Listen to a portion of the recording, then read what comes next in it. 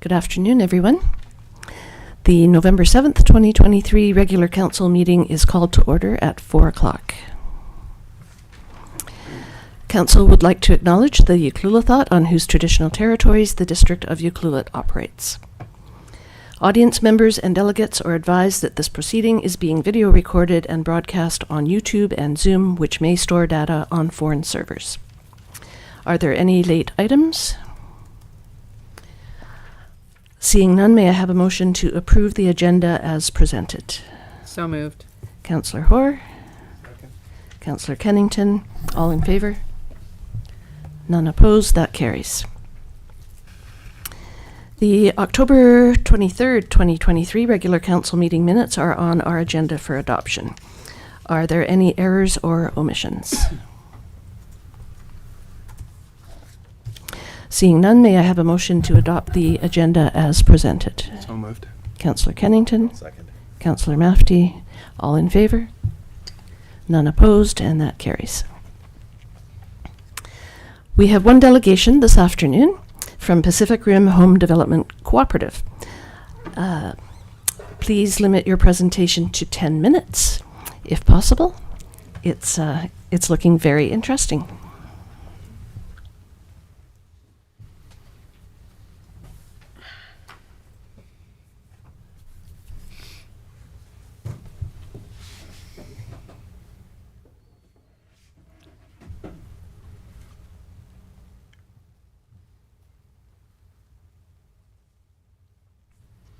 Hi, it's me again.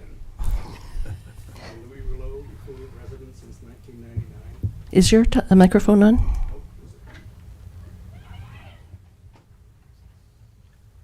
is it? Oh, there we go. How's that? Better? Much better, thank you. Alrighty, perfect. Sorry about that. Yeah, Ucluelet resident since 1999. Darlene and I live at 944 Peninsula Road. I'm so glad Darlene and I live in Ucluelet, the second best small town in BC. I was born in the best small town in BC, Kimberley. I didn't have a choice of where I was born, but we did choose to live in Ucluelet. So I think Ucluelet just needs to try harder. I've invited the Ucluelet First Nations, Josie Osborne, Gord Johns, and Lisa Helps, as well as their staff to watch this presentation. So I will be addressing them as well as you.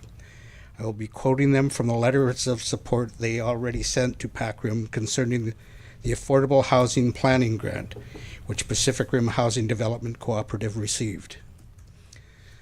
I would like to acknowledge that we are on the traditional land of the Ucluelet First Nations. The Ucluelet First Nations government sent PACRIM a letter of support for our program way back in September 8th, 2021. Hey, September 8th, that's my birthday. I digress. The letter stated, the Ucluelet government would like to offer this letter to confirm that PACRIM has engaged with our government, and we would like to offer our support for the project moving forward. PACRIM appreciates the Ucluelet First Nations support. We know that they understand about battling for land. PACRIM also got a letter of support from Josie Osborne, our Minister of the Legislative Assembly in Victoria. It's when we were applying for the Affordable Housing Planning Grant. The gist of Josie's letter is, she gets it. She used words like PACRIM is a grassroots organization made up of people and business owners who saw these housing challenges and committed to finding solutions. She also said our local businesses, restaurants, and tourist attractions are what keep people coming back, and have helped us put Ucluelet on the map as one of BC's most breathtaking resort towns. The workforce behind these businesses deserves to have secure housing, and I am proud of the work Pacific Rim has done to accomplish this goal. All my best, Josie Osborne, MLA, Mid-Island Pacific Rim, sent August 19th, 2021. Thanks, Josie. You do get it. The unique model PACRIM has come up with can help solve this growing staff housing issue. Not only here, but it could be copied in resort towns everywhere. Gord Johns, our Member of Parliament in Ottawa, also sent a letter to PACRIM to pledge his full support for our application to the Federation of Canadian Municipalities Green Municipal Fund, the Sustainable Affordable Housing Planning Grant. He also said Ucluelet is a major tourist destination on Vancouver Island, but its economy is seriously hampered by a lack of affordable housing for workers. This project provides significant support. Gord continued to say, this project is in its early stages of development and requires support for stakeholders, engagement processes, preliminary visioning, project presentation, legal positioning, and funding review. Gord also stated, and this is the important part, securing land through municipal engagement, property review, and lease agreement development and public engagement. Well said, Gord. Glad you agree with us. That was sent on July 6, 2021. And thanks again, Gord. We needed your support to get that Green Municipal Funding Grant. It's what got us to where we are today. I also received an encouraging email from Lisa Helps on August 2nd, 2023. Hello, Louis. BC Builds is the program that I've been tasked to set up. It's not up and running yet, should be later this year, early next. If you want to share a few details about your land and proposed project by email, that would be a good starting point. Take care, Lisa. Lisa Helps, Office of the Premier, Housing Solution Advisor for BC Builds. That's great news, Lisa, and thanks for giving me your cell number. After Bolinas Housing gave you their presentation about the water tower property a few weeks ago, I also talked with one of their directors. It was a suggestion Marilyn had given me a while back. I should talk with Bolinas. I did. The new board members of the Bolinas Housing Society may be interested in opening a conversation to partner with our cooperative model for staff accommodation. The current board members have already broached the subject about our staff accommodation model. So now on with the show. Could we have the Sorry, I'm not sure you're. Do you have a PowerPoint? I don't, no. Diane? Yeah, Diane's online. Would you like her to? Yeah, could she pop that up for us, please? Yeah, I can get her. I'm not a computer guy, so.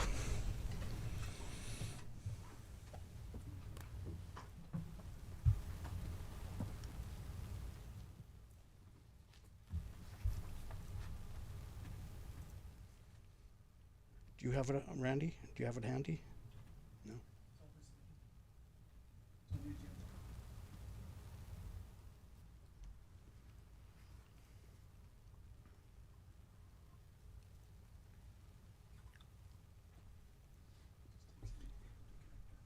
So Yeah. I asked her to promote Playlist. We'll have to make her co-host in order for her to be able to share her screen. Hey, Diane. Okay, Diane, I am now going to promote you to panelist. Then you'll have to accept the panelist promotion, and I'll make you a co-host. Once you're a co-host, you should be able to share your screen.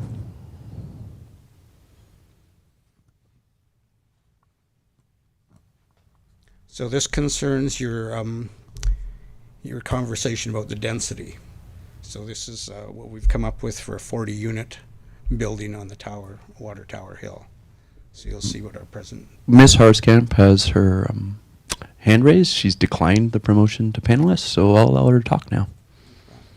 You have been unmuted, Mr. Harskamp.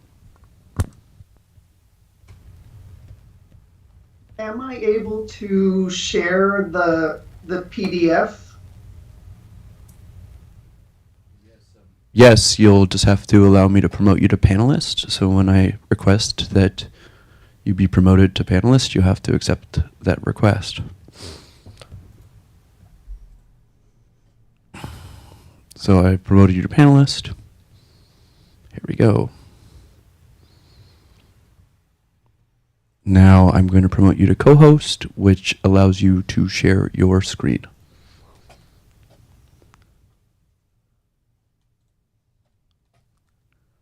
Okay, you can share your screen by using the share your screen function.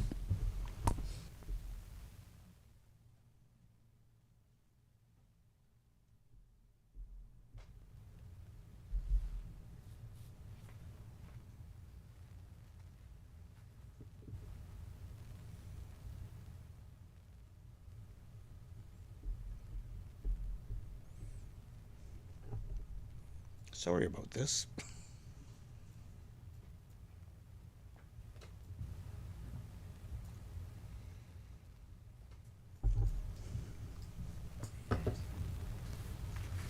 What's that?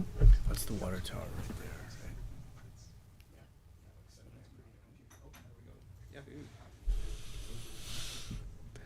there. Okay, it looks like it's coming up now. So this is the Water Tower Hill. This is the plot of land where we would be putting it on the Water Tower Hill.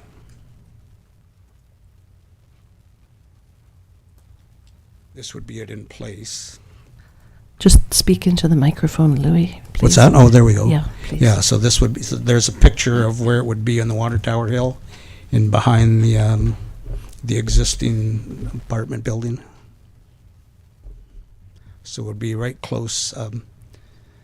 There's an access to the water tower right there, so.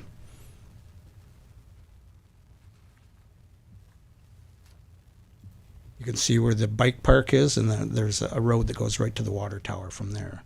So this would be the building, 40 units.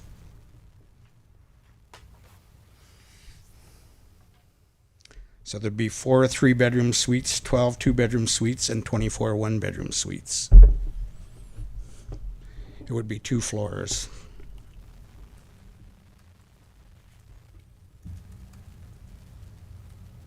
And so this is just a draft copy.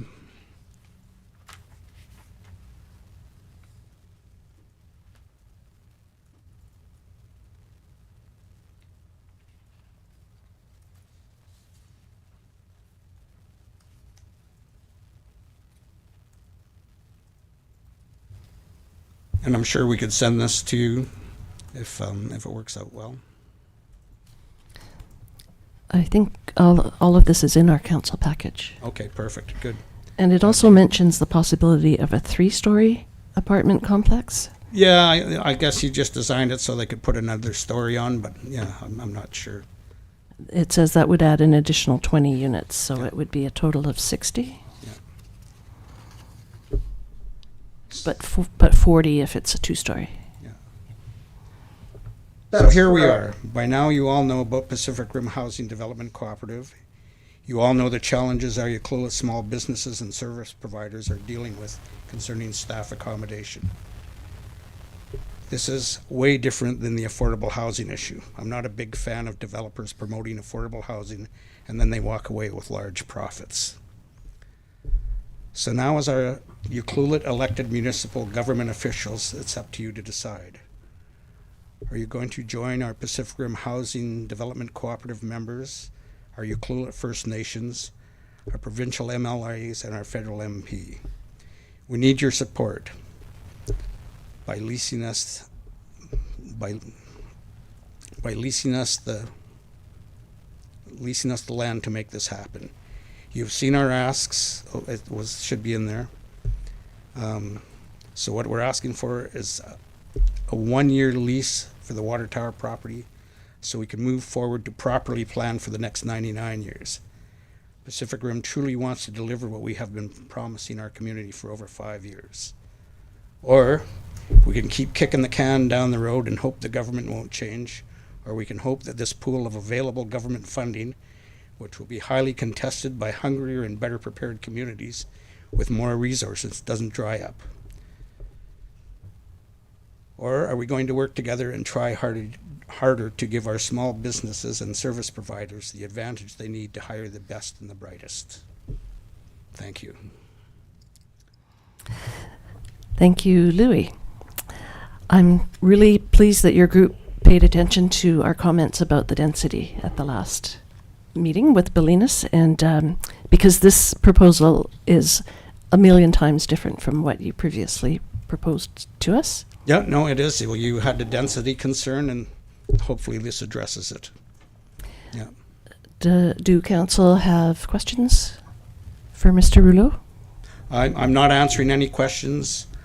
Basically, what the deal is we can't go any further until we get a commitment of the land. We've talked to Gord John's office. We've talked to Josie's office. They need to have a commitment of land, and then we can start working on the grants. So basically, I don't have the answer to the questions they're going to ask. So thank you very much. I'll leave it with you. And please invite us when you have made a decision. And we'll go from there. Well, I do have a possible resolution in front of me here. Okay, perfect. I will move that council consider allocating funds during the 2024 to 2028 five-year financial plan budget process for a site analysis and feasibility study on the water tower property. Whoa, that's a win. Well, just wait and see. Do I have a seconder? I'll second that. Councillor Mafty. Further discussion?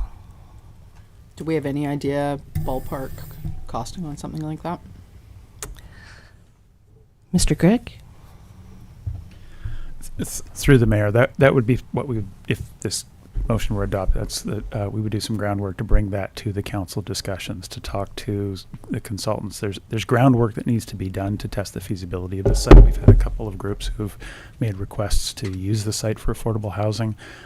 And this was laid out in a report from staff in 2021, I believe. This is one of the few properties that may be used for housing development. It really would be contacting the land economists, the engineers, and saying, okay, here's the scope of the study that would be needed, including archaeological, biological, to bring forward really what is the potential of this site, what's the feasibility of bringing access and services to it, and that groundwork, get some pricing on that, to bring that to the council discussion, to know, okay, if council wants to move forward with doing that groundwork, what does it cost? How long will it take? And to put it then in the budget process for discussion with all the other priorities of council. Cool. So we would have that before we were. This is not a Right. commitment to lease the land. It's a commitment to further Yeah. research it. Yes. I think it makes a lot of sense to do that, because we need to know what it is we're granting a lease for and the value of that property and what makes sense, because that'll flesh out a little bit of what the infrastructure costs will be, and also the value of the land. So if you're making a contribution or granting this land or putting a commitment up, the value of that land is extremely important to that contribution. So I'm in favor of moving that forward. Thank you. Councillor Anderson? Oh, I was just, well, that'll essentially include the servicing fees for that lot. Is that right? Through the mayor, we've talked just very briefly about what the scope of that might be, and really it is testing what's the highest best use of the site and what would the servicing be. Currently there's no road access to the site. The legal road access is through Short Road, which goes to the existing Ocean Park Villa apartments, but that existing pavement is not entirely within the road. There may be some land acquisition. There's some pretty steep grades, all that feasibility, sort of figure out what would it take to make this a serviced, accessed site. And there's some alternatives. The existing driveway to the water tower itself is through a statutory right-of-way. It's not public access. It's over land that's owned by the school district. So there's some complexity to it. So really it would be looking at the archaeological, cultural values, the biological, what ecologically is there, what's the impact of development, and really determine how much developable area is there, and what's the best use of that, and what's the cost of getting there ready to break ground, and really get advice on, okay, what's the feasibility of this site for affordable housing or other housing or a mix or what, and see really the district could bring forward if that's a site that it's a priority to develop. Thank you. Councillor Mafty, you had something to say? No comment. I agree with everything I've heard. I thought this was a good presentation. I feel like this is something I'd like to see the next step here, but I don't have any specific questions or comments at this time. I'm just really pleased that this has come to this point. Randy? Did great. So a few weeks ago, Bolinas came and made an ask of this council. The ask was to give them the land and for the District of Ecclulit to provide the services costing. We're asking for a 1-year agreement that Pac Rim will do all of that work. So we're not requiring staff to do any. Your planning department can continue to do the work the good work that they're doing within the municipality, they don't need to do any of this. All we need is an agreement from this council to give Pac Rim full access to that property for 1 year. That will allow us, the private sector, the business community, the volunteers, the community, to do the work, to come back to you well within that year with a polished plan, funding in place, a full design, all the environmental, all the archaeological, all the required due diligence that needs to be done on that land at zero cost to the taxpayer at this point, and zero cost to the municipality. We just need the commitment. What I'm hearing here is, again, local government controlling the process. Let me be frank. Government has got us into this predicament. Government is not going to get us out of this predicament. It's going to be volunteers. It's going to be the community that pull us through. So what we're asking for is not a motion to direct staff finally to do some work. Again, not without us being at the table, because we're done with that. We're moving on. What we're asking for is what was in the package, the 1 year commitment for access to the land in writing, that we can do the work on your behalf. Yes, I That's all did. right. I did read the report, and I fully see the difference between your proposal and Belina's proposal, for sure. And at the end, you would own, under the Cooperative Act, if the co-op fails, it has to be assumed by another cooperative. The other part of this is we have to eliminate the value of the land. Everybody keeps talking about what's the highest and best use of that's what got us into this problem in the first place. This will be non-market land. No value. That's what we're going after. This municipality, I sat with a lot of you prior to the election, and I explained, and I was hope, and it's been a year now since you've been elected, and I've been watching, and I haven't seen any affirmative action on stopping the market in this community. We should be setting aside the last remaining pieces of land in this area for non-market housing, for this type of housing. We've got enough of the market housing. We've seen where it's gotten us to today. It's been great for some. It's been horrible for others. It's been a barrier. We need to remove the market, and we're going to do that. That's our plan. Thank you. Thanks, Mr. Oliva. I do still believe that the feasibility study is an important part of this puzzle. It's not making staff do the work. It's staff finding the experts that will give us the quotes on the servicing and so forth. Correct, Mr. Gregg? Through the mayor, that's correct. I mean, there would be staff work involved for all of that, hiring of consultants and coordinating the work. And really it's a matter of the municipality having a clear picture of what is a publicly owned asset and what are the true costs and what is the best proposal. We've had competing requests now for the use of that land, and that often what the result of this could be is with an informed view of what's possible on the site and what the servicing costs would be, to then be able to put it out to proposals to essentially, do the base work for a successful non-market or market or mix, project, and that's the decision of what's the best use of that land for the community. Great, thank you. I have to weigh in on that as well. Again, as part of doing our due diligence for the community to assess what that land highest best use is, we could be talking about the difference between a 40-unit development of affordable housing or staff housing versus an 80-unit. So we want to make sure when we know and we do our due diligence, so we know what the highest best use of the land is, if we leave it to a developer or another party to assess what the best use of that land is, that could be different from what we are able to find about what the best use of that land is. And at the end of the day, this belongs to the community, and we want to get the biggest bang for a buck and the most units. And I think everybody wants that.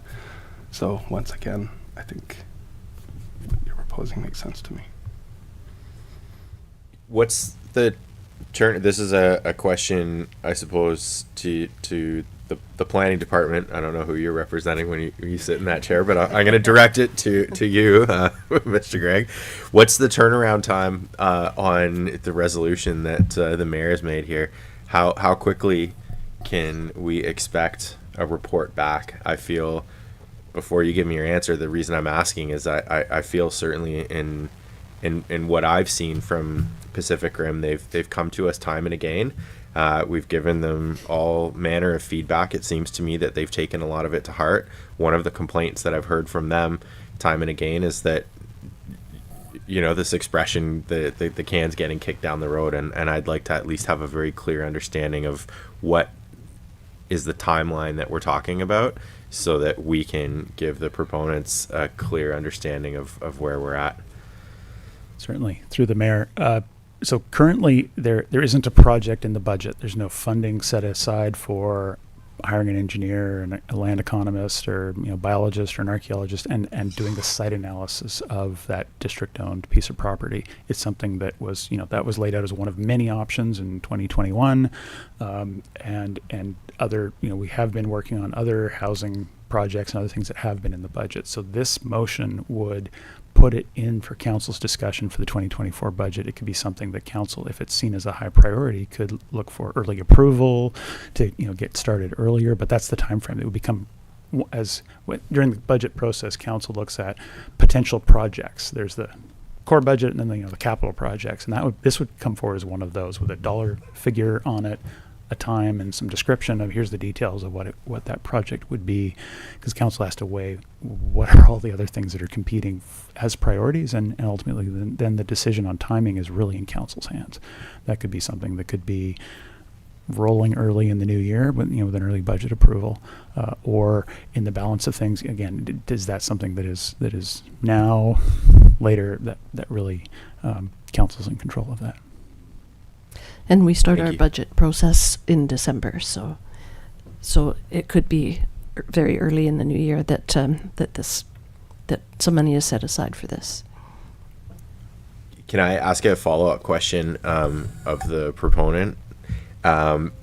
It seems to me that what you've come to council today to ask for is a different resolution that would essentially let Pacific Rim move forward. What you want from us today is yes, and then you guys are going to have at it.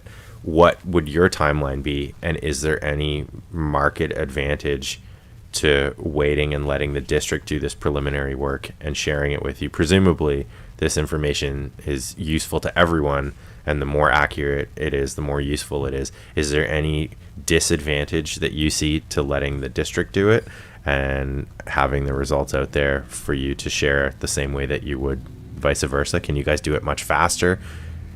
Absolutely. Private sector always works exponentially faster than local government. No offense. But yeah, no, we're ready to go right now. All we need is a letter from this council saying, we're going to give you 12 months. Go away. Cost tax dollars here, nothing. No staff time. You can still do your budgeting. Still, I would encourage you to continue to do that. We could still fail. I mean, you gotta free fall a little bit before you can fly. But we can only free fall for for a little while. It's been 5 years of free falling. So yes, we can absolutely, if we get that letter from council, you could do it in twofold. Go ahead and budget, spend local government money. It's a duplication of process. We can rapidly respond. With that letter, we go right to the funders right off the bat. We can hire, we already have our architect. We already have our non-market housing developer in place. We've been working with them for 2 years. We've got preliminary designs. We've walked the land. We know the community. We know the businesses. We're ready to go now. This is our Hail Mary today. And so, I'll just let you know, I talked with Gord John's office. I got an email from him yesterday. They're going to be sending a letter to the Library of Congress to find out, once we get a commitment of land, what grants will be available to us. So that's going to take a week to happen. So we sent that letter yesterday that, they're sending that request to the Library of Congress to find out what grants are available to us. and since we did go into the whole conversation, we weren't going to have a lot of dialogue here, but the 40 units is just, we don't want to overwhelm you with what the concepts of the PAC RIM are. 40 units and high density was just to meet your ask. We would love to see the whole 5 acres. We'd like the commitment on the whole 5 acres. We'd love to see the whole thing, a mixed use of different types of non-market housing, social housing, everything from shelter to maybe another senior's residence. The 40 units was just a target to not overwhelm the council and to meet your ask. Our need in our housing assessment was 110. That was a couple of years ago, but the need's still there. And you have the funding in place to do this work now? We have all the people, all the players, everything in place to do it. Every time we go back to them, they say, you need the land. So we've not yet been able to sit here with the council or with staff and locate. We now have the 5 acres of land up at the Water Tower Hill. So that's the one we're focused on at this time, for sure. But that entire piece of property, we would love to see filled with. We'd love to see it pulled out of the District of Ucluelet as taxable land. You still get, don't be confused, you still get taxation. You still get your taxation. Forest Glen still pays property tax. But look at this, look at the benefit it's had to this community. And that was 10 people that got together, that local businesses that pulled people together. You've heard the story. And they've got a 99-year lease. So the district's is a partner for $1. They gave that little group of people together, gave them that land, and told them to go away, come back with a concept and a plan, and we now have Forest Glen. And it can do they did phase 1 and phase 2. Phase 2 is fully designed, ready to go. It just needs a bunch of new board members with some energy to pull phase 2 together. So I'm just trying to figure out if the information that your group can assemble and present is essentially redundant to what the district can do. I'm just trying to understand what the disadvantage to letting Pacific Rim do this work is. there isn't one. No, well, I this is more of a general question that I'd ask my fellow counselors, and also perhaps, if anyone has insight here. I think the potential issue is bias on deciding what's the highest best use for the property, because of course someone who's going to look at it for their own uses is going to see their use as the highest best use, and as a community we need to know what the actual highest best use is from an unbiased third party, and I think unless we do that, we could be potentially costing ourselves a lot of housing units. This is our last piece of land. This is our only piece of land. It's the most important piece of land we have. And whether we keep it, sell it, so that we can do a land swap for less expensive, more easily developable land elsewhere, we need to find out what it's worth, and we need to find out what the potential is. And that's basically all I have to say about it. With this proposal, and kudos for coming back with a denser version, but I'm still not getting a feeling that what you're proposing is changing so rapidly. It's like there's first of all, the building's on top of the water tower, and I looked at the grades there, and the parking lot falls 30 feet off the side, so I know that this plan was not site specific. It was dropped on, and my concern is that other developers and other parties that come to us with plans are much more fleshed out as far as what they are and what's real, and we can make these decisions, but you could dangle pretty much anything in front of us at this point, and without really knowing what's there and how it can be developed, we're not making informed decisions, and I'm getting a sense of being strong-armed here a little bit as far as who's on board with all these people that aren't really that familiar with our very local situation. Like Lisa Helps is from Victoria. What does she know about here? We have very specific needs, and I think we need to address them as a community, and council is community. So I'm going to stick again with the original resolution. I agree with the third party being integral to this, to avoid the bias. And this is, don't get me wrong, this has come a long way from what we've seen from your group in the past. And it is much closer to what I think we need. But I think we still need that third party to do the assessment and make sure that what you're proposing is the perfect fit for that piece of land. is that something Pac Rim can solicit? I mean, if you have fun, I'm if it sounds like I'm asking stupid questions, it's just because I want to make sure I really understand this. If you have the pieces in place to do the work that you've laid out in your proposal, is soliciting a third party independent assessment something that you guys can do? And if you can do it faster than council can do it, or if you can do it alongside, then to take your recommendation of saying, well, look, you can do these two things concurrently. If you're asking for a year and there's no implied commitment beyond that year, and you come back within the year and you can present council and community with a plan based on an independent assessment, then I don't see what the loss is. I don't see, and maybe I'm misunderstanding, but I don't see that if we agree to a 1 year lease to give this group access, if they can provide an independent assessment as part of the package of information they're going to come back with, what's the cost to us? Because we're not going to get locked in to go with this proposal at the end of the year if they come back with something crazy. So the way that I'm interpreting this is they're saying, give us a year to get our ducks in a row, and if we can ask Pacific Rim within that package to present us with an independent third-party assessment, then I see that as a win-win. Thank you. But there will still be bias because the third party that's being hired by the Pac Rim is going to want the results to be in their favor. Whereas if the district hires that third party, it's completely unbiased. I think too, tying up the land for a year, there's a reason for that, because somebody else could come along and do something. And at the end of the day, if somebody else comes along and they want to do something and they're going to do it quicker and they're going to do more units and they come up with a better plan and we've locked it away for a year, we could be again shooting ourselves in the foot.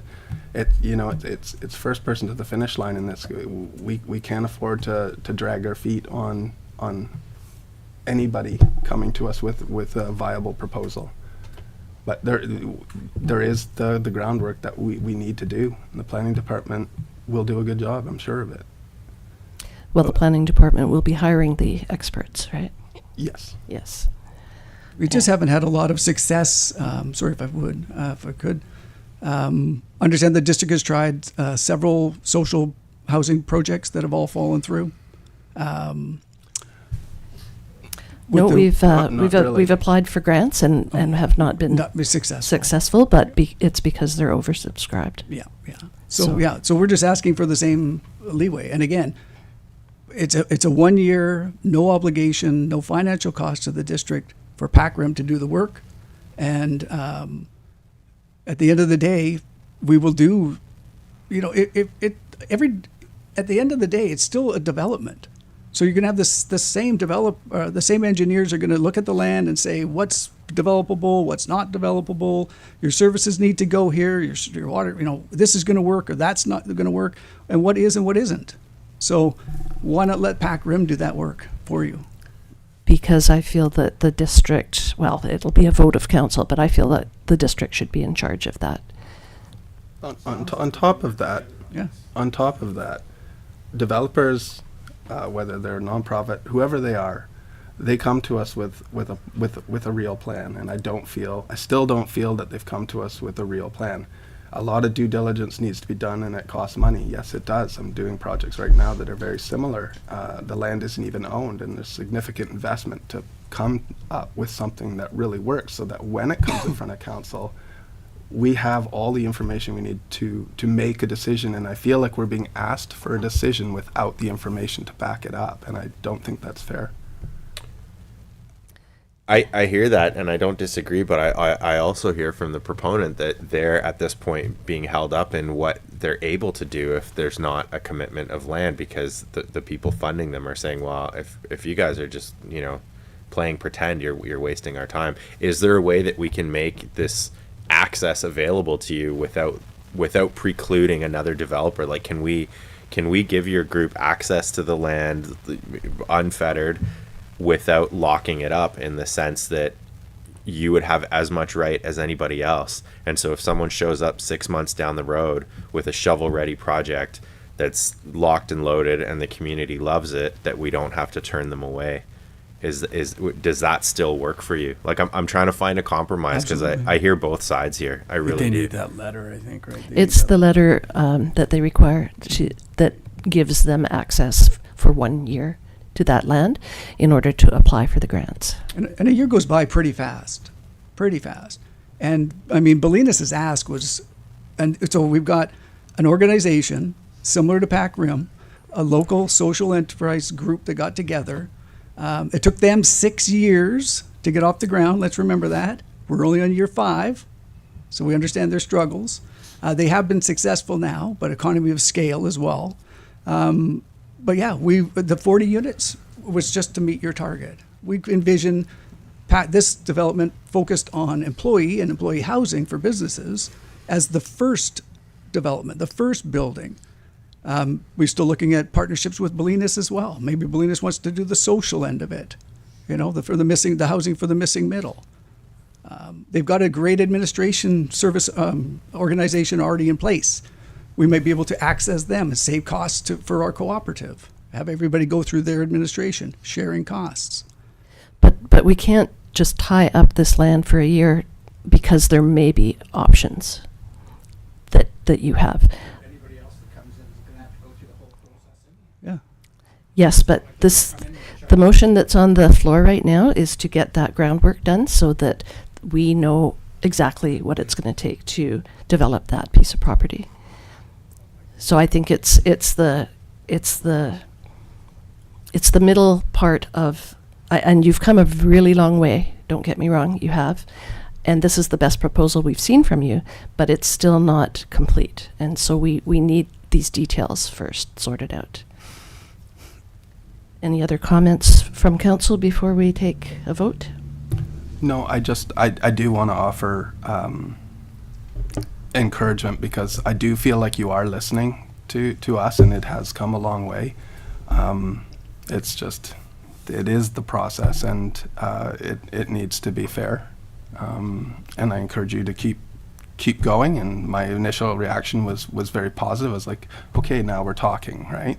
So there's still other little pieces that are missing in there for me, but it's in the right direction. And I don't want you to feel that myself or any of my colleagues are dumping on it. It's just that, we see a lot of this, and we go to a lot of conferences, and we're meeting with housing ministers. There's a lot of complexity to this issue, and we can't just make that decision so quickly without really doing our due diligence. So, one final thing. We did get one opportunity in the last 5 years to sit with staff for an hour.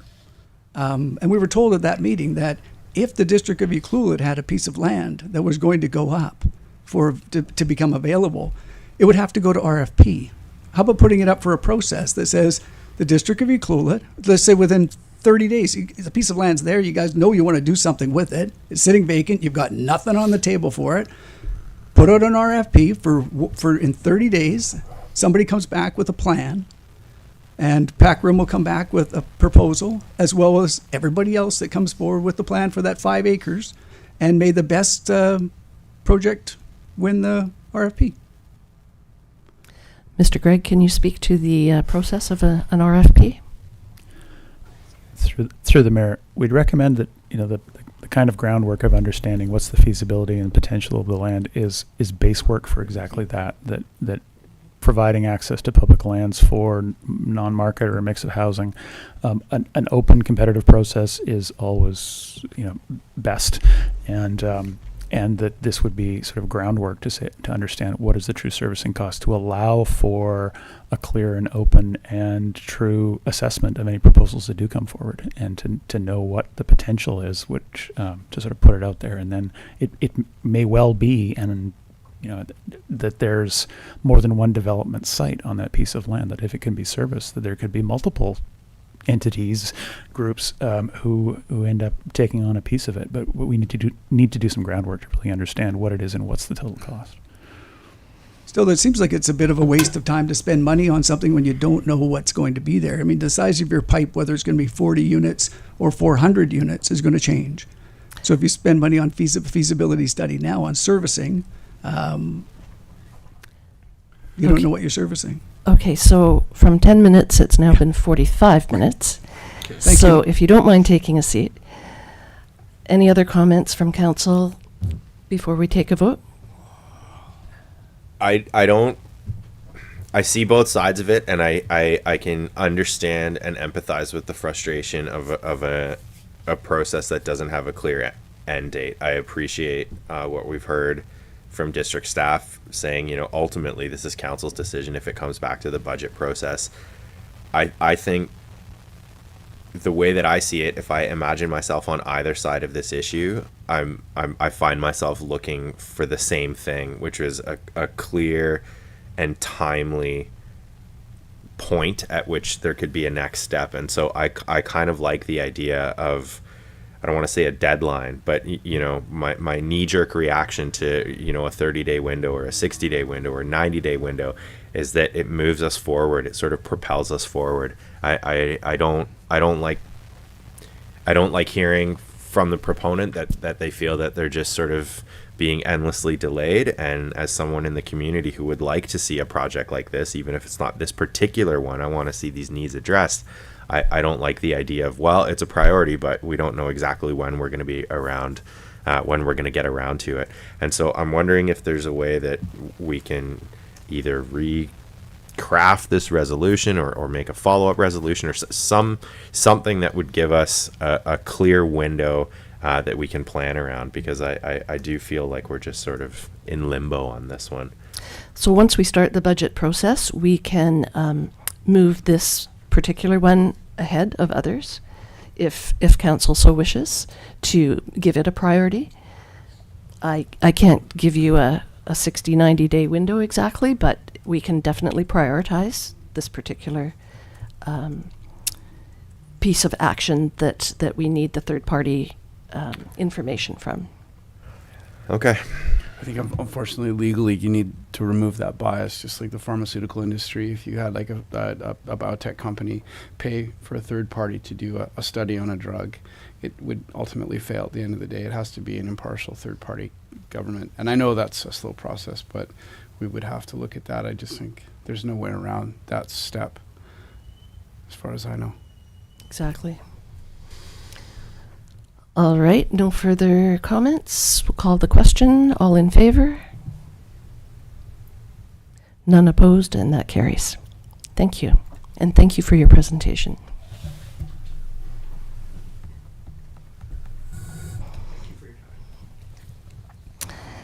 Is there any unfinished business?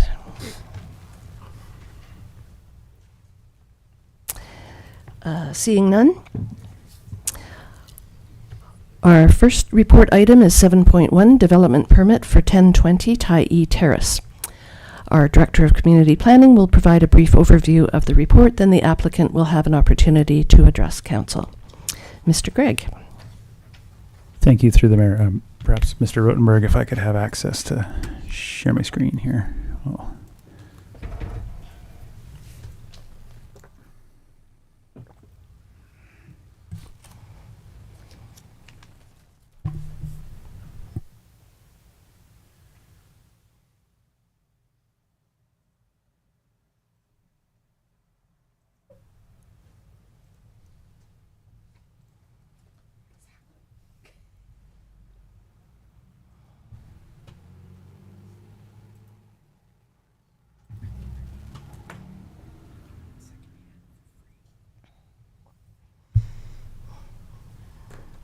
Okay.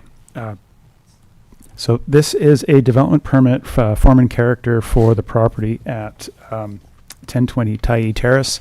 This is one of the last, if not the last, vacant lot on Tyee Terrace.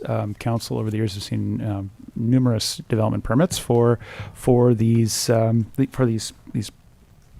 resort condominium cabins. I would just, so very briefly, this is for another cabin to be built. It's a similar kind of scale to the other cabins in the area, but a little more contemporary. Oh, there it is, in its details, but certainly sort of fits within the guidelines within the character of that area. There is, you'll note as well, a little. not a large landscaping, not a large landscape area because there's parking in front of each of these cabins, and they're very small lots. So the parking is there, but what they are showing is, and this shows a little bit more. That's a mock-up of what it would be with some trees in place, and they're showing it on their plan. And so there's some thought to doing some where they can squeeze in some planting in front of the unit, which is consistent with other units. So as I said, it's a form and character development permit, but does need authorization from council because these have not been delegated. So that the motion in front of you is really to approve the development permit based on these plans that would enable the owner to then move forward with a building permit. And I'm happy to answer any questions, and I'm not sure if the applicant is online or may wish to say something. Any questions for Mr. Gregg? I just, through the mayor, the form and character, is it a strata issue, or is this in? So it's the form and character development permit areas are designated in the official community plan. So it's an OCP. You know, this is a commercial development. So it really there are also regulations within the strata, but this is really the municipal side. So although it's a private strata road, it is part of the community, and so these apply. And we were talking about it that probably should have been done for a DP for the whole development, and as long as they followed within that character, that they individually didn't need to come forward, but each and every one has come forward for a little DP over the years. So I think we're almost done with them because as I said, it's one of the last vacant lots, if not the last one. Right. Thank you. I'm amazed that I never knew that road was called Tyee Terrace. Councillor Hoare? Just a question, because the look of this place is very, very different from the others. And living in a rainforest, I'm surprised at the lack of overhangs and guttering and stuff on the roof, and just curious about that. I don't know if that's something that, I mean, I'm not a builder, I'm not a developer, but it. I'd love to take this one. Yeah, right? The Just whole the thing is a roof, actually. Oh. Yeah, the sides and up and over, so it's actually better than your standard house with 2-foot overhang. Okay, there you go. There you go. That's my learning thing. Okay, that's it. I'm done. I'm going home. This strata or area was originally part of Roots Lodge, was it not? Through the mayor, yes, I think it was called the Adventure Station. Was the Adventure original Station. part? This was one piece of it. And that whole sort of Reef Point area was later than the Roots Resort, which included a number of the pieces in that area. Right, I thought so. Any other questions for Mr. Gregg? Councillor Anderson? Just a really quick question for Mr. Gregg. What's the zoning here, and can people live here they can't live in these homes full year? Is that the idea here? This is random question. Through the mayor now, off the top of my head. So it's CS5, which is tourist accommodation, is really the focus of it. So it really is a resort condominium. There is the ability in some of these to have a caretaker suite, or sort of secondary suite, which could be accommodation. So some of them do have that, and so there are some owners who live in and run it. But really, the intention of this is primarily commercial vacation rental. It's sort of strata-owned hotel resort units, essentially, in the form of a bunch of funky little cabins. Okay, cool. Thank you. Does the applicant wish to speak, Mr. Rotenberg? Click the raise your hand icon on Zoom if you're the applicant and you wish to speak. I do not see any raised hands, and I do not think the applicant is on Zoom at this time. Okay. There is a staff recommendation. Would council like to make a motion? One more little, we had the comment about secondary suites, and it looks like this one does not have one, but I am really bad at reading plans. I really need to have a little Cheat sheet. tutorial. But I just wanted to confirm that this is one that does not have that extra space underneath. That's a good question. They're so tiny, those things. Have you ever stayed in one? Yeah, they're minuscule. Yeah, they are really It small. would have to No. be a 3-story, I think, if it was going to have a suite in it. And I don't. There's Yeah, it I doesn't think look if like you look this at the one. picture, there is one that's 3-story, and that's potential. But judging by the images here, this is a 2-story. I've just certainly seen some that because of the lay of the land, they can slot in like a little bachelor underneath Yeah. where like a caretaker or a cleaner or This whatever. is stays. just form and character though, regardless. Like, so that's all we're voting on is if we I was- agree that it. it was a curiosity question. No. I'm asking for my. I wasn't Yeah, questioning you. I'm just making sure that I understand that.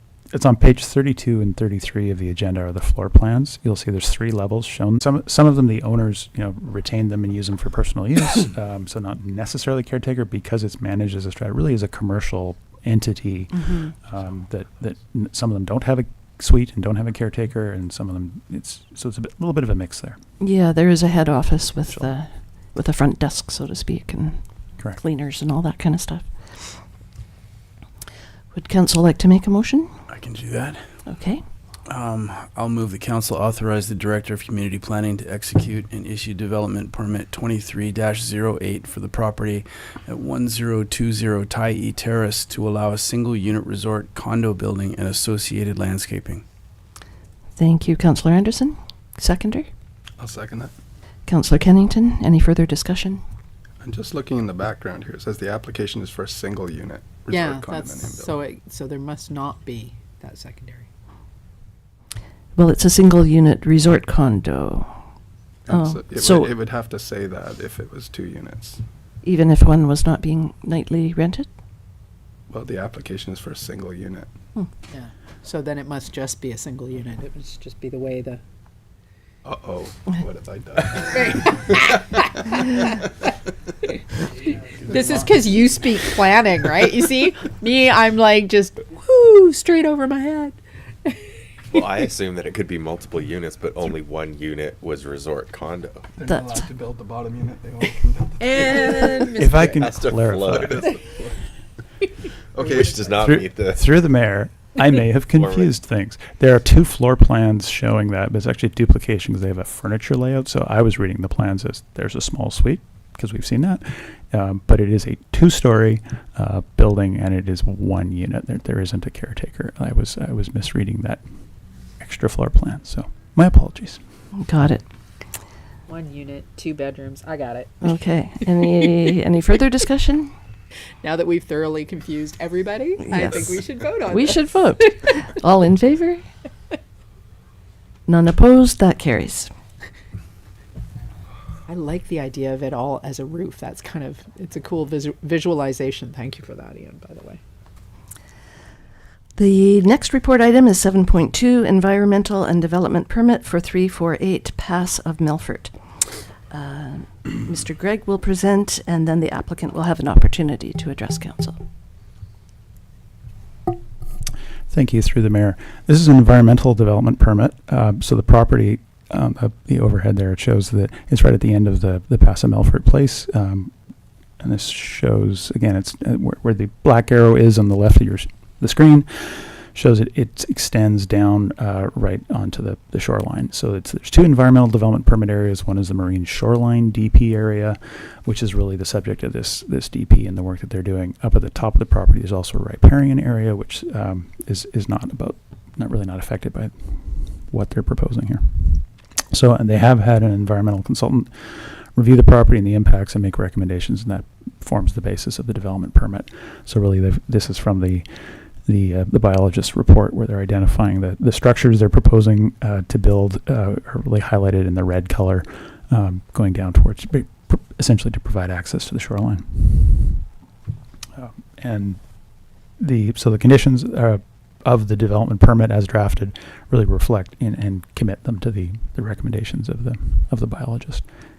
I'll see if there's any questions, and I'm not sure if they have someone who wishes to speak. Oh, I see a nod. I think the applicant would or their consultant may wish to speak to this as well. Thank you. Any questions for Mr. Gregg at this time? I did notice that their names are slightly spelled differently on the development permit. One is Reznikov and the other is Reznikova. That is the way it's done in Russia. So I just didn't want the DP to be void because the names were spelled wrong. I believe that it is a common thing for female endings on last names to be slightly different. Interesting. And does the applicant wish to speak, Mr. Rotenberg? The applicant has raised his hand. I'm just going to unmute you right now, Mr. Reznikov. Okay, you are now unmuted. Hello. Hello. Yeah, I don't really have much to add, but your statement is correct. Male and female last names are slightly different. Very interesting. I just learned something today. Any questions for the applicant from council? No, I think we're good, Mr. Reznikov. But thank you for being available for us. Thanks for that.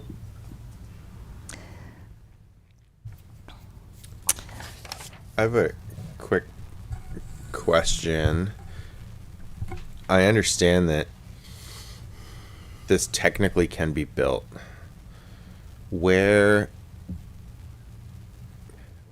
Is there a provision for like a form and character of such an addition? I feel like something like this is going to be visible from the water, and I worry what happens when everyone who's got a waterfront lot starts building balconies and pathways and staircases, and I feel like we're already dealing with what I think is a bit of a compromised aesthetic that's really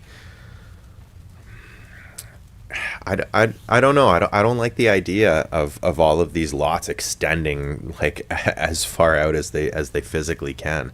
Like, is it not enough to have an oceanfront lot that now everyone who has an oceanfront lot can build these little pathways and walkways and decks and whatnot? I feel like it detracts from the aesthetic value of the coastline, which is something that should be universally available to everyone. I think they just want access to the beach. Is that correct, Mr. Gregg? Through the mayor, yes, it is an access walkway. The question of the form and character of it is, it's interesting because there's the things that council can define development permit areas for in the OCP bylaw are form and character for commercial and multifamily, but not for single family developments. But there are also environmental development permit areas, which are really about the impact of changes on the land, and that's what this is. If the desire of council was to have more sort of a community conversation and control over what's the cumulative impact aesthetically, or the how private or public does the shoreline feel, there are perhaps other tools through zoning and whatnot, but as a form and character development permit for a single family home, there actually isn't authority to adopt those. So your single family home, the materials, roof line, all and character and whatnot of that is not subject to a form and character DP, whereas multifamily and commercial is. So that's kind of the balance that really on these waterfront single family properties, it's limited to that. What's the impact on the environment? So that's really what this is judged on.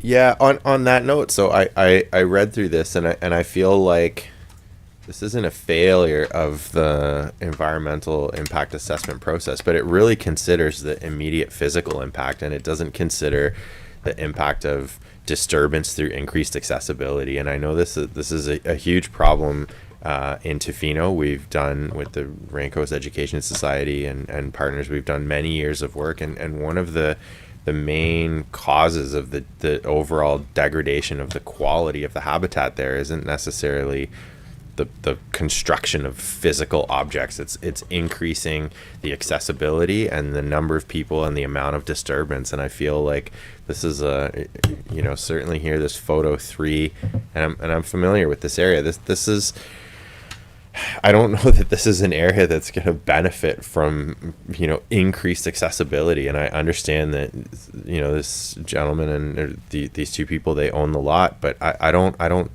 know that it necessarily follows that they should be able to extend their access. And I don't know if this is like if this is a technicality, but is there a way to vote against this on those grounds? Or is this the kind of thing that if a consultant says, yeah, there's no environmental impact, like, does that override whatever feelings we might have? I feel like this is a dangerous precedent, and I feel like we're going to see more and more and more of this. And I just know what's happened in Tofino even in the last 10 years. And I feel like if that starts to happen here, we're going to lose a lot of the integrity of some of our urban environmental gems. And it has more to do with access than anything else. I'm guessing that was not part of the QEP process. Not that I can see, right? They talk about vegetation removal, and I mean, as far as I can see, this is all about what is going to be affected by the construction of this deck and walkway, as opposed to what's the overall impact on the area. Based long on term. more foot traffic. Yeah. And we're talking about a lot that is right next to the park, and it's right next to the trail. And There's also a public access trail 3 doors down yeah, that comes off the side. So it wouldn't necessarily limit access, but I have sort of a similar feeling how that area is so beautiful because there's not all these walkways punching through, that you get to the beach, there's one access point, and then there's all that vegetation that basically does hide the houses, which is part of the point of the application, is to increase the view. Well, the view goes both ways. Yeah. So I'm not typically going to side against one of these reports. It's just I'm just supporting what you're saying in a sense. Comments, Mr. Gregg? Through the mayor, fantastic questions. There's two things here. I think one is for the decision on the development permit, it should be based on, are they meeting the guidelines of the DP area that is defined in our bylaw today, and if council's so that's sort of, I think, in council's hands on this permit, and the applicant has made an application and deserves a decision on the permit, and staff are recommending that they've met those requirements. The other question is, does our DP area go far enough in its guidelines? Are they correct? Are there other tools we need to use? Is there a bigger discussion?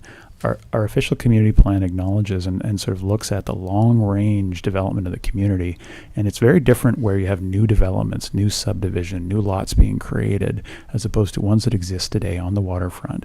And when that lot was created, a waterfront lot has certain rights of access to the water with, Transportation and Navigable Waters Act and all kinds of things.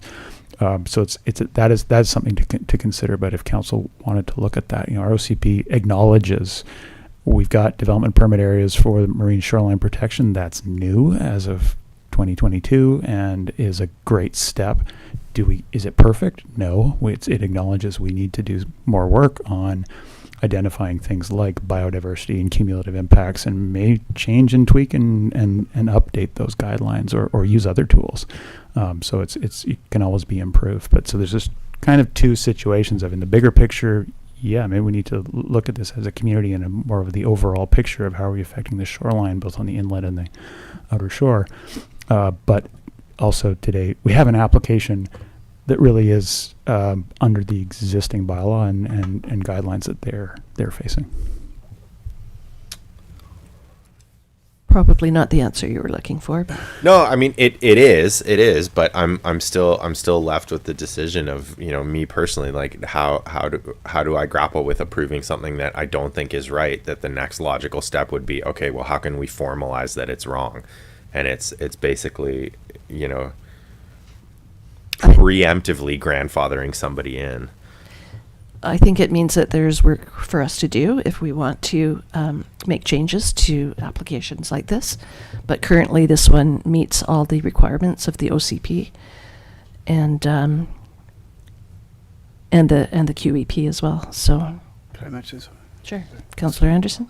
I went down and took a quick look at it, just to walk around down there, and I totally agree with what you're saying about if you have multiple down there.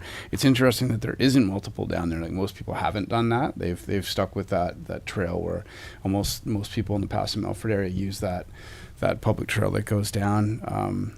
And the person that's the proponent here, he's kind of built into that corner, nestled into right up against the trail there. And there's that, what is it, wax myrtle or whatever is really thick in that area. It was cut down. It was at one point, and it's kind of grown back really scrubby. And he's kind of shoved off in the corner. And I don't detract from what you're saying. We're like, we want to keep this pristine place where we can go for a walk and make it look, it looks nice. But at the same time, this guy's kind of shoved off in the corner in the bush, and he's asking for like just a 3-foot shot, and I kind of stood there and I was like, okay, because at Little Beach, we see this, like the same thing, right? And it's, how much is this, how many do you have before it's like, oh God.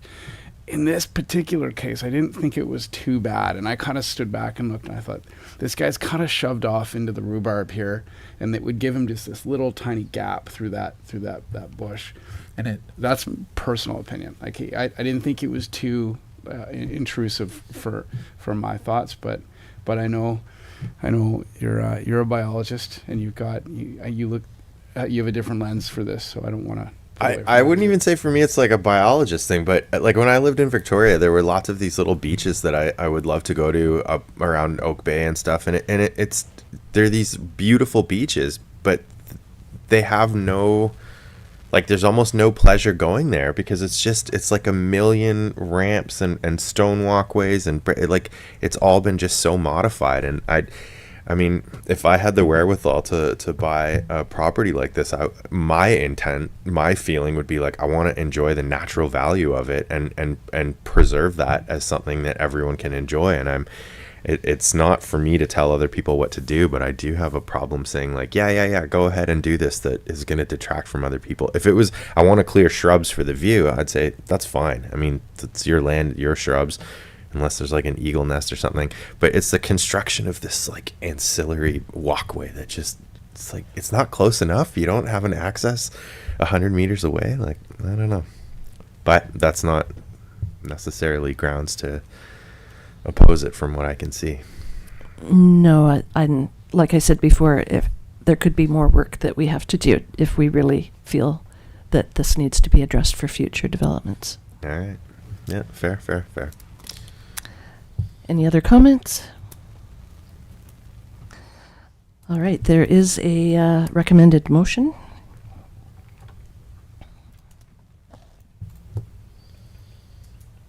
I'm within slapping distance, so I'm not going to do Yes. Councillor Anderson?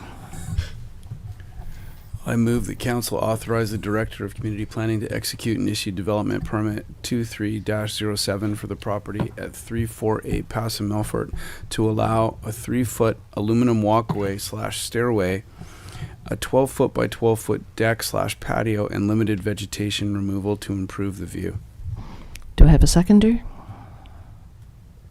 I'll second it. Councillor Kennington? Any further discussion? I would just encourage the proponent to hear the comments and maybe factor them into their plans. And yeah. Any further comments? I'm totally with you, Councillor Mafti. I mean, any time you increase access to something, you can see a lot more damage happen to it. And from the looks of that area, it can be easily damaged. I would have no problem with forming the little deck 12 by 12 thing up to and increasing the view, but I'm with you on the walkways, and the more of those that occur, the less that beauty of the shore exists. But also they have done their due diligence. They have the QEP report. It's kind of a. It's still, isn't it still up to us to vote one way or another though? Like I hear it all. I hear it all. Okay, we have a motion on the table. All those in favor? Any opposed? That carries. Great conversation, though.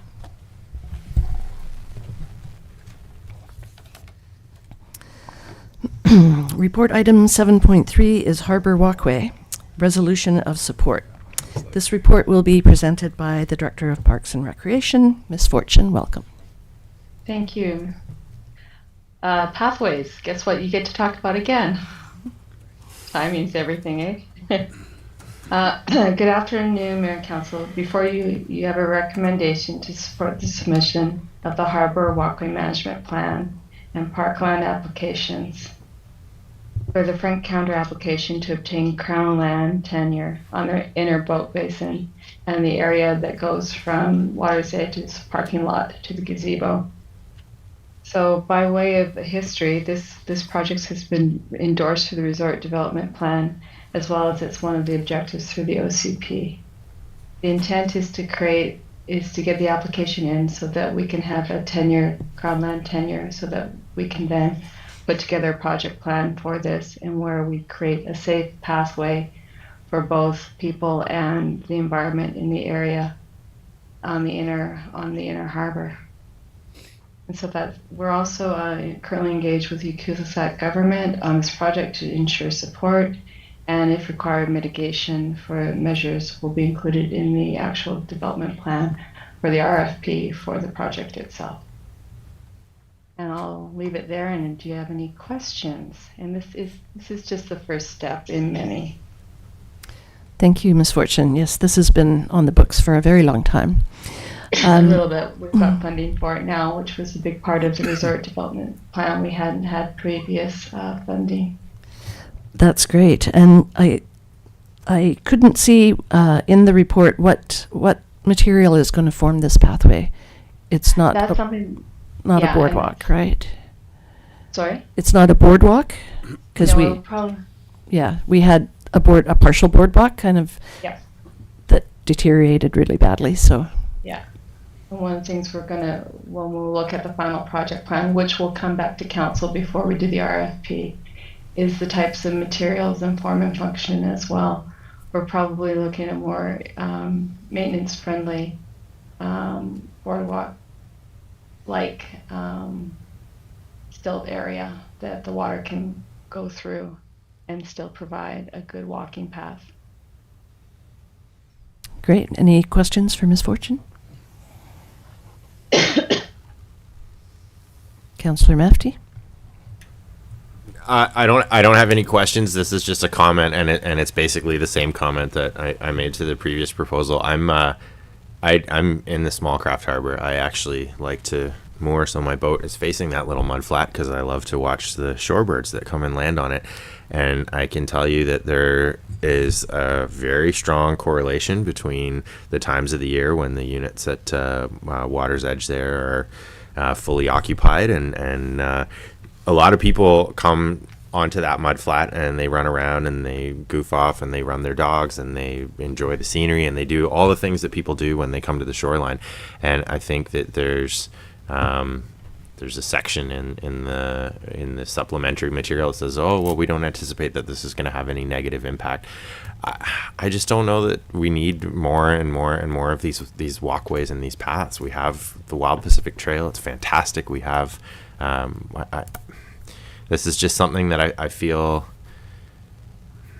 is it's difficult for me to understand the rationale behind it, except from the tourism sort of public space perspective, and that part of it I get, and maybe that's the way to look at it. But I feel like, you know, it's another little thing that we're gonna have more and more people using, more and more people accessing, and it's gonna open itself up to abuse as well as use. And I don't know that I'm thrilled about the idea of having a walkway around that mud flat. It's a pretty cool little mud flat, and it's right in the middle of our town. I think this was actually considered at one point to be a sort of subsection of the Wild Pacific Trail, was it not, Ms. Fortune? Yes, through the mayor. The intent is actually to get people off the mud flat and onto a proper walkway, so that we're actually helping to preserve the area in that space. And that is one of the big intents, as with the Wild Pacific Trail, is to keep people on the pathway so that you still get the enhanced incredible views and areas and exploration, but you're not actually damaging the land and the marine land as well. And a good example of that is the Spring Cove section of the Wild Pacific Yeah. Trail. There's a lot of That's great interpretive signage about the mudflats and the birds and to stay off and how much your footprint actually weighs on the mud. Correct. Yeah. Yeah, and this is much as a preservation project as it is a tourism project. But it is, I mean, Councillor Mafty is correct. It does have a tourism component as well. But like the Wild Pacific Trail, it would be used by locals as well as tourists. That Absolutely. the walkability of our town is a pretty important aspect for those of us that live here. Well, and through the mayor, it also creates linkages, and what we're trying to do is create the safe inner harbor, safe harbor pathway. Sorry, getting my words mixed up here. You know, and it is to create that walkability throughout the community, which is very important as we continue to further develop, that we have control of what we're doing with our pathways and trails. So, yeah, as you were discussing earlier, so we don't have pathways and trails punched out, but we actually have some control and some environmental integrity with what we're doing. Great comments. Any questions from council? Councillor Anderson? Oh, I have a question for Councillor Mafty. When Ms. Fortune mentioned that, like, how does what are your thoughts on that? By having a trail to keep people off that mud flats, and you had, like, maybe some signage about dogs. Does that, like, you're the present expert for shorebirds, so Yeah, I mean, I see it both ways, and I'm not trying to be I'm not trying to be snide here, but I understand that that's one of the objectives of the Wild Pacific Trail, and I think all of us use that trail, and we can all attest to the fact that there's no shortage of people that go off the trail all the time, and the fact is that the trail's there, which opens up the possibility for people to go off the trail. And so I think that for me, if this is going to happen, and it's going to happen anyway, it would be really nice to see signage and to create an educational opportunity, and to, you know, at least understand and appreciate that is going to happen. If you make an area accessible, you're making it accessible to everyone, and even if it's a small proportion of people that, you know, behave improperly, what you're doing is basically creating opportunities for people to do that. But if there is educational signage, and if there, you know, I think that'll do a lot to mitigate it, but I don't think it's going to prevent it. I mean, there's to put it into perspective, there's signage at every single beach access explaining why people shouldn't run their dogs, telling people that their dog should be on leash in the park, and, you know, compliance is effectively zero, and people don't care. So you can have all the signage you want, and people will ignore it. That's proven. But, you know, maybe it's better than no signage.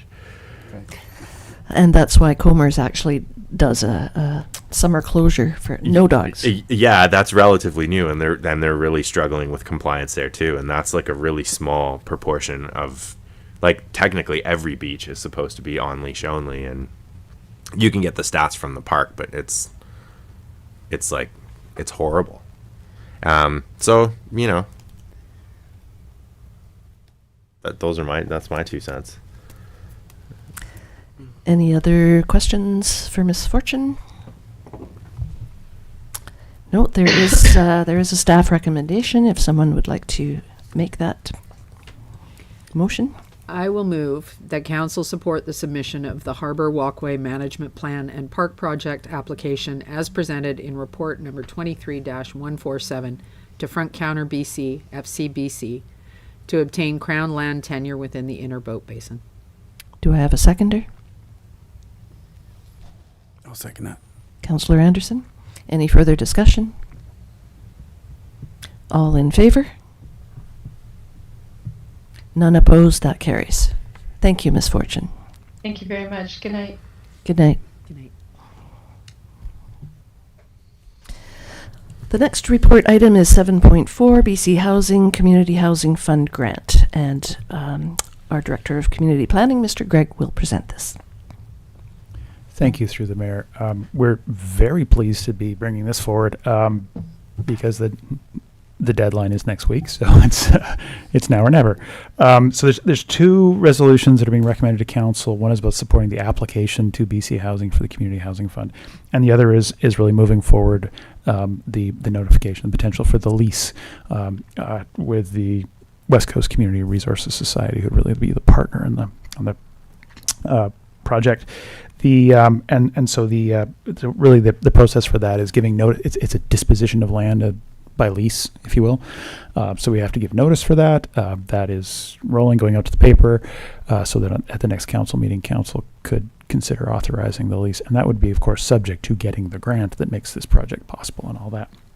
I would note that our GIS system has a glitch at the moment where on page 75 in the table of sort of costs and values, I just want to be totally upfront, and the initial notification of the lease value is shown as the district land being at $850,000. For one reason or another, I relied on our GIS system, which draws information from BC Assessment, going, okay, that's the new assessed value. Wow, that's high. Yeah, it's doubling it. So it is currently was giving us, every value times 2 for some reason. So the true latest assessed value from BC Assessment is $425,000 for the lot. So if anything, giving the notice, it's better to notify we're disposing of something worth even more for $1, but in fact it is a $425,000 value of land that we would be leasing for $1 to the society for this housing. Do you think that's what happened with my taxes this year? Did they double my... Can we cut them in half? No, this is our GIS system. It is not BC Housing that has done it. It's just showing up on my computer screen as times 2. So I just wanted to be really clear about that in case there were any questions. There's actually another mistake in that table, because it says BC Housing would provide a capital grant of $158,294 per unit. So if you times that by 5, it comes out to $791,470, not $792,470. And I did it on my calculator 4 times to make sure it was correct. Thankfully, my table that's going into this report is not the spreadsheet that is being put together, which is massive, that actually has all the project costs and is going in. So yes, that is slightly round figures, but in general, that sort of blocks out the contribution of what the district would be providing, and what the grant would be covering as well. Thank you. Are you ready for questions, or do you have more? I'm certainly happy to take any questions of council. All right. Questions from council? No, it's pretty straightforward, and congratulations for meeting the grant deadline. I know these things are a lot of work, as you've just attested to. Through the mayor, it has been a lot of work because it involves land access, acquisition, engineering, architectural design, an agreement with the society. I mean, there's a lot of pieces. We have a very capable consulting group with Macola Housing Development Services and Katie Fabris, who's putting together the application and herding a lot of cats, and it's really great to see what really is a shovel-ready project going forward with a really solid grant application. So our fingers are crossed on this one. Excellent. Thank you for the hard work. We have 2 recommendations, and they should be moved separately. I will move that as a project partner, council endorse the application by the West Coast Community Resource Society to the BC Housing Community Housing Fund for a 5-unit mixed market and affordable rental housing development on the municipally owned property at 1300 Peninsula Road. I'll second. Councillor Hoare seconds. Any further discussion? All in favor? None opposed. That carries. And I will move that council receive public input at its November 21st, 2023 regular meeting on the proposed lease of the property at 1300 Peninsula Road to the West Coast Community Resources Society for a nominal fee and a term of 60 years to operate 5 units of mixed market and affordable community rental housing. I will second that. Councillor Hoare seconds. Further discussion? All in favor? None opposed, and that carries. Thank you. Thank you. I'm going to add one note, and I'm sort of remiss to highlight. I think the letters of support that we've received on this is I think a recognition of the work that the Community the Community Resources Society does, but also the recognition that this really is a regional asset, that it's got support across the board. Thank you. The next report item is 7.5, 2024 conference attendance schedule. This report will be presented by Mr. Rotenberg, our Manager of Corporate Services. Through the mayor. What we're looking for here is a resolution to confirm council's attendance at a number of conferences in 2024. Registration for some of those conferences has already started. Hotel bookings for some of those conferences has also already started. Typically, council, some or all council members go to the sort of first 4 conferences listed in the report. In short form, they're the LGLA conference, AVICC, UBCM, and VIA.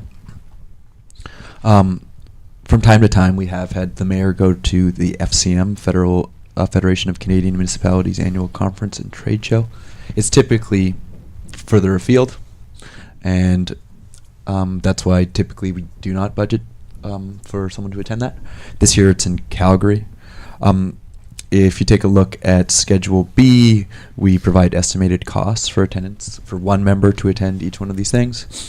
The recommendation we're making here is for 4 members to attend LGLA, 5 members to attend AVICC, 5 members to attend UBCM, and 5 members to attend VIA, the Vancouver Island Economic Alliance Annual Summit. The estimated cost that we have for that is about $43,500. That very significant, or $43,520. Excuse me. The most significant cost here is often hotels. Hotels are expensive. Registration ranges. It's like between $1,000 and $500 depending on the event you're going to. It can be up to $1,500 for UBCM depending on the types of events. We found more and more that there are lots of hidden costs, which is unfortunate. For example, parking is very expensive. Who would have known it? You know, parking at the Fairmont in Vancouver was quite the ticket this year. So one of the ways that council can economize a little bit would be through carpooling or finding other means of getting there. All in all, what we're looking for is confirmation sort of this, we'll call it 4-5-5-5 breakdown for folks, 4 members attending the first, and then 5 members attending the last 3, which will put us in a position to budget accurately for the 2024 budget on council travel and conferences. I'm obviously available to take any questions that council may have. If council wants to adjust the schedule of attendance, for example, if only a couple members wanted to go to VIA or a different breakdown, we would just need a motion to amend the schedule, and then you would have to adopt the schedule as amended. Thank you, Mr. Rotenberg. How did Councillor Mafty get missed on the LGLA? My understanding is that Councillor Mafty was unavailable to attend that particular event because it's early in the next year. Yeah. So January 31st through the 2nd. Oh, okay, so it was sort of a mutual decision then. Yeah, they didn't blackball me or anything. You were just so obviously missing because the 5 of us are going to everything else. Are there any councillors that would prefer not to attend any of these conferences? This is just a question that may answer your question, but if we approve this, that doesn't preclude some of us not going, right? It just means that we won't. It means that money will be in the budget for everyone to attend as stated here, but if someone absolutely can't, then they can't, and that's fine. We save some money.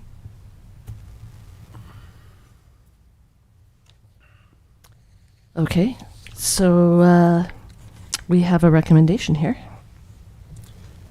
If someone would like to move that. I'll move that mayor and council are authorized to attend and represent the District of Ucluelet at the conference listed in the 2024 conference attendance schedule attached as Appendix A to report number 23-143. I'll second that. Councillor Anderson seconds. Any further discussion? I feel like we should definitely work on the carpooling and minimizing the parking if at all possible. I mean, I know I took my car across the last time, but I was able to park it at my folks' place. I have that option, which is kind of nice, but because, yeah, it was pretty pricey.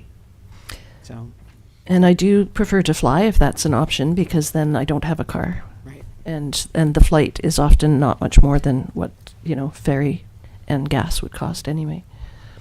So that's always an option for us as well. But carpooling, yes, for sure. Especially if it's like to Whistler, pretty far away. Yeah. I just want to throw that out there any way we can decrease those costs, because they are just creeping up there. Every time we see this over the last, for me now, 5 years, it's increased and increased and increased. And I, and don't get me wrong, I see the benefits of going and that networking and that learning curve. But yeah, just wanted to get it on the record. Any further discussion? All those in favor? None opposed, and that carries. Thank you, Mr. Rotenberg. The final report item this evening is 7.6, 2024 council appointments, and this will be presented by Mr. Rotenberg as well. Through the mayor, the district's tradition has been to annually appoint councillors to different boards. Some boards these are all external boards here. Some boards, the appointment is a liaison position, so that's someone to be there and to report back to council. Other boards, it's a voting position. You'll note that some of the appointments that we did in 2023 are for multiple years. And that's because those positions are for multiple years. So the external board basically starts out and says, well, this is a 2-year term. At any point with those appointments, council could change the appointee. I've confirmed that with these external boards. The other thing I'd like to point out is that we have a couple things here. We have these first 3 resolutions or standalone resolutions because we've got to forward these resolutions to these bodies to ensure they have this for their record. But then we repeat some of the appointments in Appendix A. So if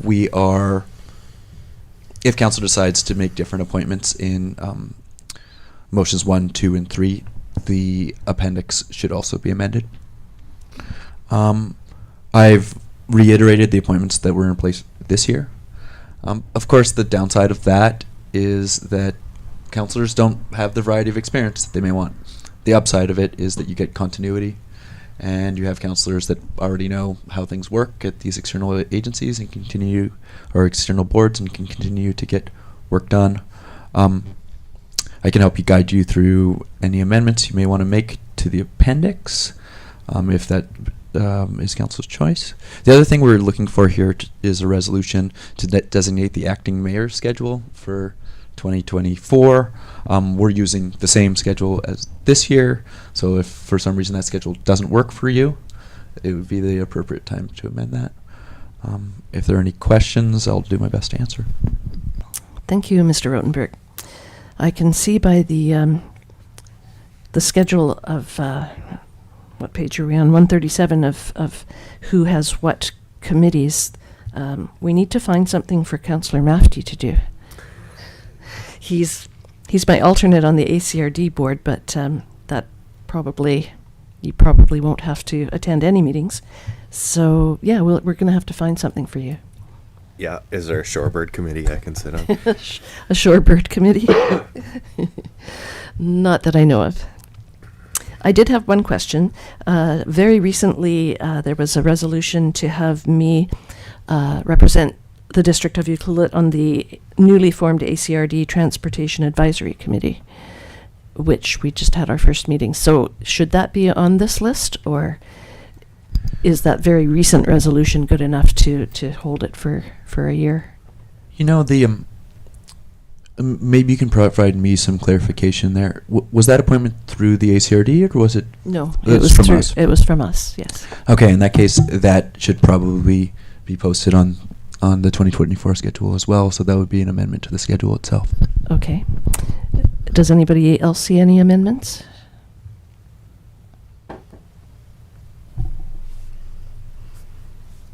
No, I will say though that the Groundfish Trawl Advisory Committee I never heard from them this year, not once, which seems odd. Yeah, I don't have a clear understanding of how that committee works. I'll be frank with you. I can do a little bit of research and see if there's a contact that we can get a hold of. I think our previous mayor, Diane St. Jakes, was on that, and I think our previous mayor, Mako Noel, was also on that. Yeah, and they generally, it was in the summer, and there would be like 1 or 2 meetings or weekend. I remember talking to Mako about it. Before agreeing to be Before on agreeing, it. yeah, Right. just because of what is that commitment and when is that commitment? We all know what I'm like in summer. Deer in the headlights. Yes, so Mr. Rotenberg, if you could find a contact for that committee, for Councillor Hoare, that would be great. It's the transportation one that you'd mentioned. It's not it's not the ACHN one, is it? Transportation No, Coordinating? it's a brand new committee that was struck by the ACRD. And they have appointed their own people from that board as well, but I'm appointed representing the District of Ucluelet. It's the ACRD Transportation Advisory Committee. Okay. Am I correct in seeing in that Appendix A duplicate? Because it lists me as the MIABC first alternate, but also lists the mayor as the first alternate. And I'm thinking that might be an error. It lists. Yeah, that is an error. It should be the second alternate. So I think that's another amendment that would be appropriate here. So who's the second alternate? Councillor Hoare is the... So they need, or through the mayor, traditionally there's a voting individual, and then there's a first alternate, and there's a second alternate. So if the voting individual and the first alternate are not available, then the second alternate would go and vote. And the first alternate here listed is Councillor Kennington. Excuse me, the voting delegate is Councillor Kennington. And so it's listing Councillor Hoare and myself both as the first alternate, so who should be the second alternate? Myself? The recommendations have me listed as the first one and you listed as the second one, but that's not how Appendix A is reading. Right, so that needs to just be need to- amended as well. Yeah.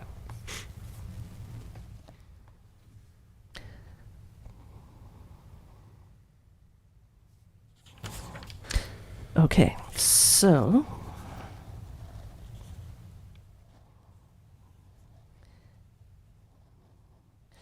So we can start with recommendation 1, because there's no amendment there. And they're all going to have to be done separately, I would imagine. Yes. I will move that council appoint Mayor McEwen as the director and Councillor Mafty as the alternate director on the Alberni-Clayoquot Regional District Board of Directors for the 2024 calendar year. Do I have a seconder? I'll second. Councillor Mafty, further discussion? All in favor? I did. None opposed, that carries. And we can do number 2. I'll move that council appoint Councillor Hoare as trustee and Councillor Anderson as alternate trustee on the Vancouver Island Library Board of Trustees for the 2024 calendar year. I'll second that. Councillor Anderson seconds. Any further discussion? Should that read the Vancouver Island Regional Library Board? It's VIRL, not VI. Yeah, I think that's a friendly amendment here. So why don't you just make the amendment and say add in order to correct the resolution, you'll just say add the words, or have we had a seconder? Yeah. Okay. Yes. You'll say I'd like to amend the motion by adding the word. Regional to Vancouver Island Regional Library Board. So we have an amendment. You'll need a seconder on the amendment. I'll second that. Councillor Mafty seconds. Any further discussion? All in favor? None opposed, that carries. So now we have to redo the motion. You're back to the main motion now. Yes. I'll move that council appoint Councillor Hoare as trustee and Councillor Anderson as alternate trustee on the Vancouver Island Regional Library Board of Trustees for the 2024 calendar year. Any further discussion? All in favor? None opposed, that carries. Thank you. And number 3 is it's worded properly here. It's just not worded properly in Appendix A. So how do you want to address that? I think you move 3 as recommended, and then you'll just amend the appendix. Okay. Who would like to move number 3? I can do that. I'll move the council appoint Councillor Kennington as the District of Ucluelet's voting delegate, Councillor Hoare as alternate voting delegate number 1, and Mayor McEwen as alternate voting delegate 2 for the Municipal Insurance Association of British Columbia for the 2024 calendar year. I'll second that. Councillor Hoare seconds. Any further discussion? All in favor?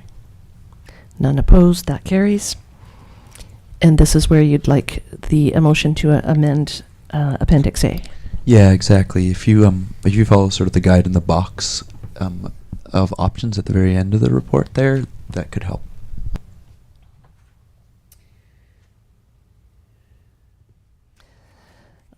Okay, I can move that. I will move that Council amend the Appendix A attached to report number 23-142, which sets out the 2024 Council appointments as follows. Mayor McEwen is the MIA of BC voting delegate second alternate. Do I have a seconder? I'll second. Councillor Mafty, any further discussion? All in favor? None opposed, and that carries.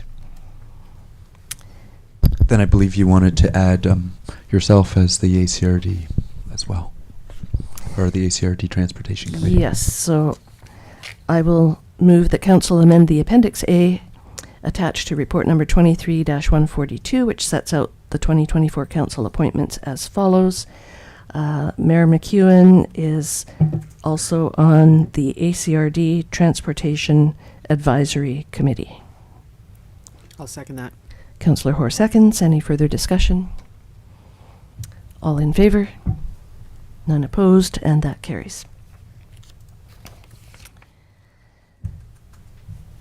And now we can move number 4, now that it's been amended. I'll move that council adopt the 2024 council appointments as set out in Appendix A to report number 23-142. You just have to add the words as amended. As amended. I'll second that. Councillor Hoare seconds. Any further discussion? All in favor? None opposed, and that carries. And now we're looking at the deputy mayor schedule. Just before making that motion, and any discussion, anybody want to change the months that they are deputy mayor?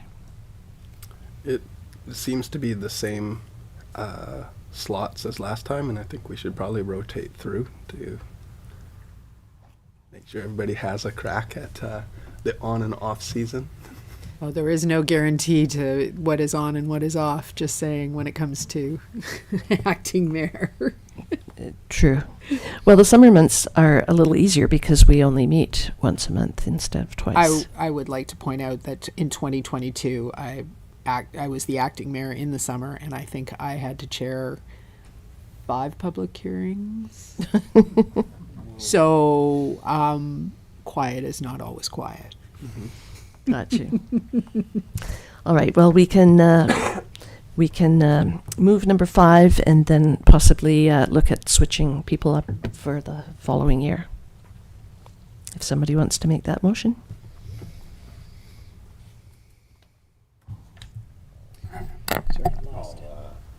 I'll move that councillors Anderson, Hoare, Kennington, and Mafty be designated to serve as deputy mayor in accordance with the schedule set out in Appendix B to report number 23-142. Do I have a seconder? I'll second it. Councillor Hoare seconds. Any further discussion?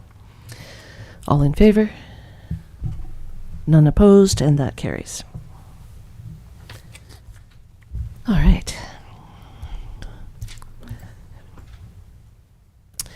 Do we need a short break before we get into correspondence? Sure. Okay.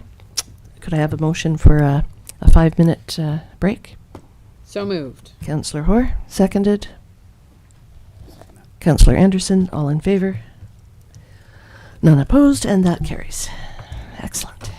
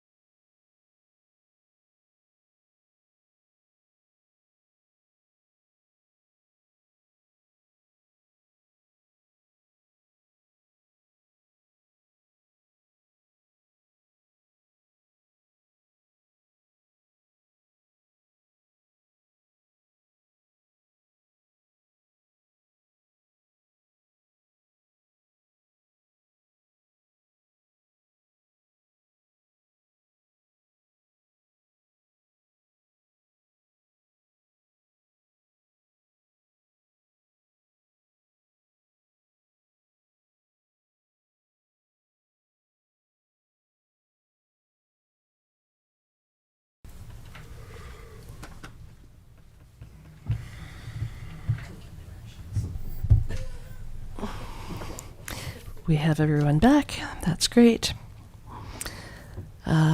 So we'll resume at 5:57. Are there any notices of motion? Seeing none, there are 4 correspondence items. Would council like to bring any item forward for discussion? Councillor Anderson.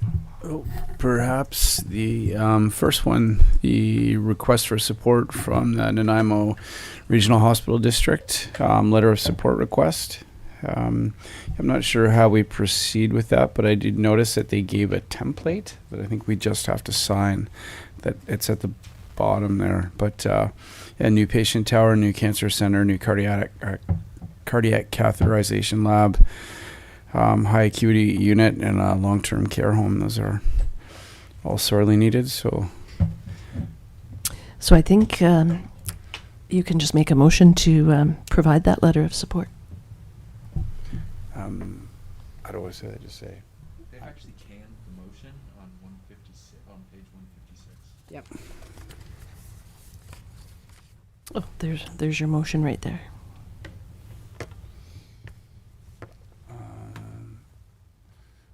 So I just say Ucluelet Council. Mhm.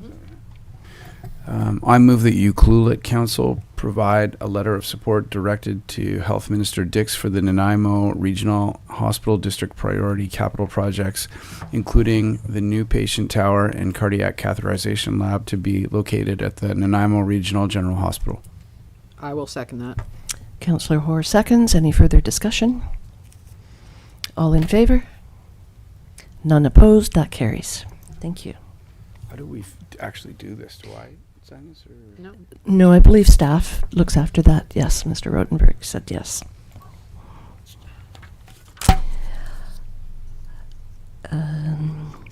It's a nice letter from Judy Gray commending the Bolinas Housing Society. I think that's probably good. Any other items anyone wants to bring forward?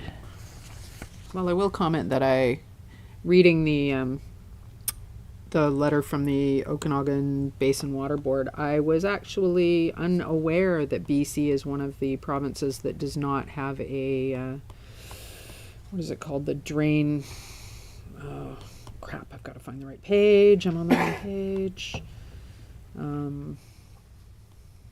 It's because they're concerned about the invasive mussels, and having seen what zebra mussels can do to lakes, it is potentially messy. Well- Yeah, BC is missing the pull the plug legislation for watercraft that are moving from water place to water place. I have seen signs at boat launches that say that you should rinse your boat off before and after. Yeah, but you need to pull the drain plug, and I mean it's actually legislation in other provinces, and it doesn't exist in our province, which, given how many watersheds we have, Yeah. and the effect that an invasive species like that can have on the watersheds, That is interesting. I was actually shocked on page 165. In response to the mussel detection in Idaho, state officials released more than 116 liters, almost 4 large tanker trucks of a copper-based pesticide into a 26-kilometer stretch of the Snake River, killing invertebrates, algae, plants, and fish, including a 2-meter-long sturgeon. yeah. That's shocking. Like, that's how they handle the invasive mussel. That's because it's that invasive, and it's that, like, it's really, you can't eradicate it once it's in, really, without doing something horrible like that kills all of the other things. So the trick is to not let it into the watershed in the first place, which is why I do find it amazing that we don't have that pull the plug legislation. And Well, we'll leave it up to you to research that for us. yeah, okay.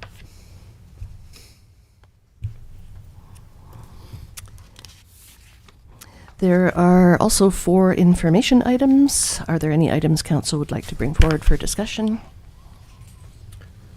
I'm not sure if we'll have the opportunity to discuss this later. I just want to highlight the letter that we received from the co-op that we all got. I know I've had a chance to chat about it with a few of the councillors one-on-one, and with Dwayne as well. I don't know that we need to necessarily get into the nitty-gritty now, but this was a really disappointing thing to read, and a really unfortunate turn of events, and I think it behooves us to see how we can make sure that we don't miss another opportunity like this in the future. And at the very least, just to let the people submitting that letter know that it was read and taken to heart. The letter talks about delays from the district.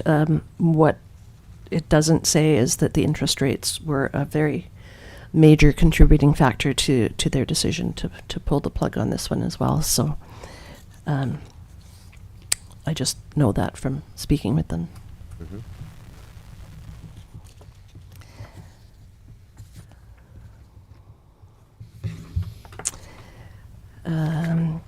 The AVICC one, just a note that there is a typo in the first sentence. It's actually the 2024 conference taking place, not the 2023.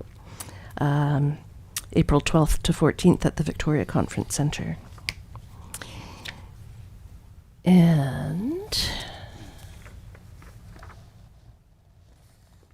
And they're looking for photos because this is going to be their 75th annual AGM. So they're looking for photos of each community that they want to put on display. So I'm just wondering who would be in charge of that. Looking over at Samantha, maybe?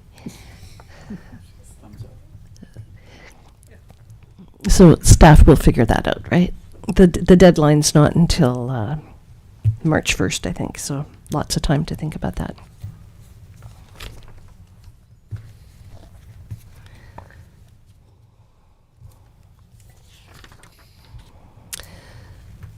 Okay, mayor's announcements and council committee reports. I just wanted to bring everyone's attention to the fact that the Clayoquot Biosphere Trust is hosting their 2023 Vital Signs launch event. And that's happening on Thursday, November 9th, between 3 and 6 at their office, Clayoquot Biosphere Trust office, 316 Main Street in Tofino. Parking is limited. Please bike, walk, or carpool if possible.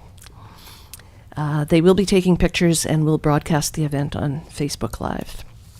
But anybody that's interested in attending, I really look forward to seeing the new edition of the Vital Signs report.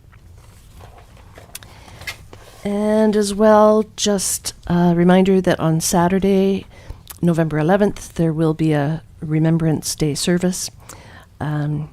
I'm actually the MC this year, giving Bill Morrison a bit of a break. He still is going to sing O Canada, but that's something I would not be able to do, so that's a good thing. 10:55, the parade will arrive, and there is O Canada will be played and sung by Bill Morrison. The Act of Remembrance is said. The poem In Flanders Fields will be read by Willow Hopkins, an elementary school student here. The Last Post is played by Jesse Willits on bugle, then a 2-minute silence, and then Reveille and Rouse is played by Jesse Willits on bugle. The flag is raised, a word from Geneva Tucci on behalf of Ucluelet First Nation. A prayer will be said by the sisters, and then the wreath laying, and finally the royal anthem, God Save the King, will be sung by Courtney Johnson. The flag is lowered to half-mast, and it will stay that way for the rest of the day. So, looking forward to seeing everybody there. Question for you. What time does the color guard start the march? Is that a 10:30 start to get to the ANF? 10:45, I believe. Okay, but they start at the fire hall? They start at the fire hall and march to the Army Navy. Okay. Yes.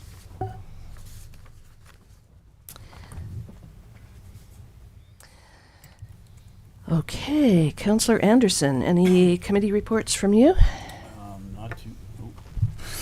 Not too much to report at this time.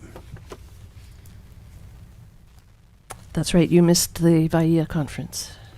I did. That's right, and it's unfortunate because I had a very excited Councillor Kennington call me immediately after, and he To rave about what a great conference it was. he was fired up. And It is a good conference. Yes. it sounded actually really cool. So I will definitely not miss that next year. I really like it because it's not just elected officials. It's an economic alliance conference, and so there's business people. It was a fabulous trade show. Really interesting topics. Yeah, Excellent. yeah. Be there next time. I will. Councillor Hoare. Well, I missed the Trail Society meeting that happened, so but so I don't have any committee reports. But I am going to announce, and you guys all have a copy of this, the reverse Advent calendar begins on November 19th. So for those of you that had an Advent calendar as a child and got to open the little windows and maybe you got a chocolate or a little toy or something, the way reverse Advent works is that it is a gift-giving calendar. We highlight a different product item every day that the food bank on the edge chooses as something that they would like. Usually it's something that maybe they don't get very much of that people would really appreciate. And so there is no requirement to go in and shop every day. You can go in, you can pick up the list, you can shop as much or as little of it as you want, drop it into the food bank bin. We generally run it from, mid-November. We finish it on December 9th, and on that day is Stuff the Cruiser. So if you do happen to have been collecting things for them, you can drop that big box off, and they're all prepared to transport lots of stuff on Stuff the Cruiser Day. Some of the items in here that you might not think about, a lot of people think to toss in like pasta, or they see the big things of like the Campbell's soup is on sale. But maybe you didn't think about the fact that, we all use cooking oil a lot, or mayonnaise, or what about salad dressings, cookies. We've got put in a gluten-free item day. So, I think of it as Sean's day now that Sean is celiac and I have to think about gluten-free all the time. So I think about things like gluten-free pasta or gluten-free bread, gluten-free rice crackers. There's also fun things in there, Christmas candy canes. The last day I put in like your favorite childhood treat. Maybe as a kid, the thing that you looked forward to most at Christmas was like a Terry's chocolate orange, or for me it was a Toblerone bar. I love the idea of everybody putting in whatever their favorite thing was. So I usually buy a box of Captain Crunch because as a kid I was not allowed to have Captain Crunch because it was all nothing but sugar. So I'm like, there's a kid out there that probably likes Captain Crunch, and so there's a box in the food bank bin every year. So there'll be lots of posts coming out, but I just wanted to put it on everybody's radar. You will start seeing all sorts of stuff papering the co-op soon. So feel free to ask me if you've got questions about it. The cashiers will have the list, so you can always just grab a copy and when you're in and pick up a couple things. And those who can afford to, it's not a requirement for anybody.